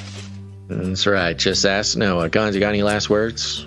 Nah, don't think so. Thank you, everybody, for being here with another 3-hour show. I guess Mondays are 3-hour show days, huh? Yeah, apparently. Then we start the week off strong. Mm-hmm. All right, everybody. Thanks for tuning in to this episode of Canary Cry News Talk. Make sure to tune in next time. Leave a rating and a review and email it to canarycrysupply.com. Win some cool stuff.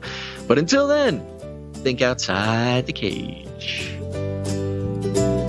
This is not about freedom for personal choice.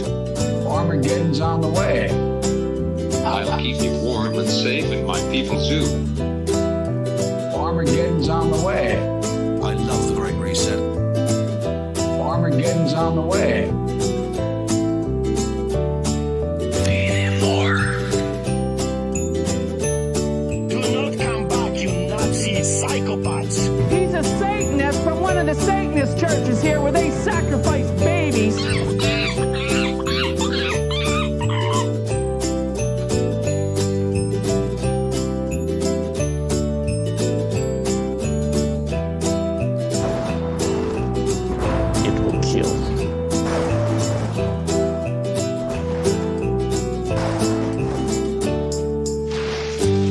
Remember, reality is an illusion. The universe is a hologram. Buy gold. Buy!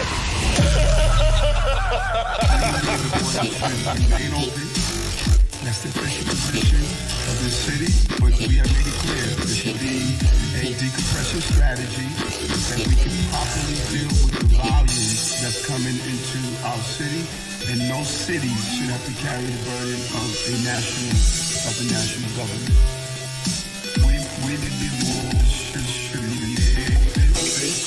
We need more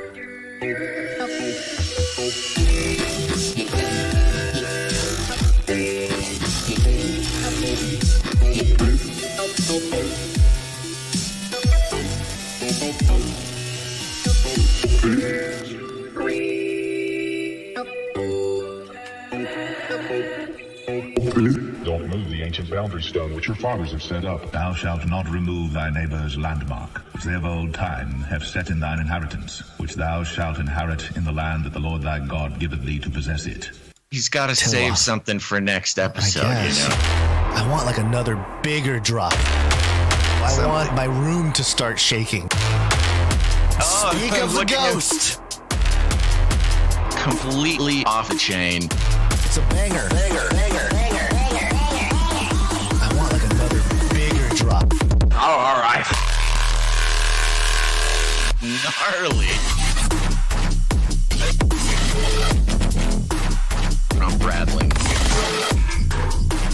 I want my room to start shaking. Oh, I'm Speak of the ghost.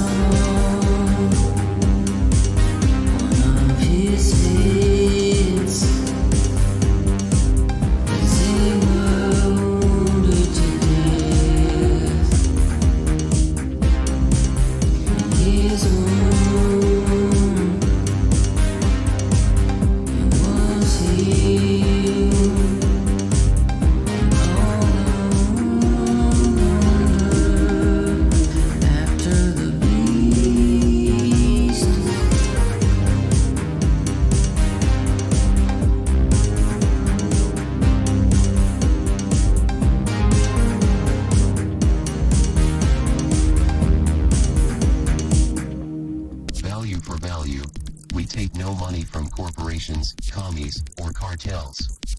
Canary, cry, that's a Bye. I'm out of here. Bye.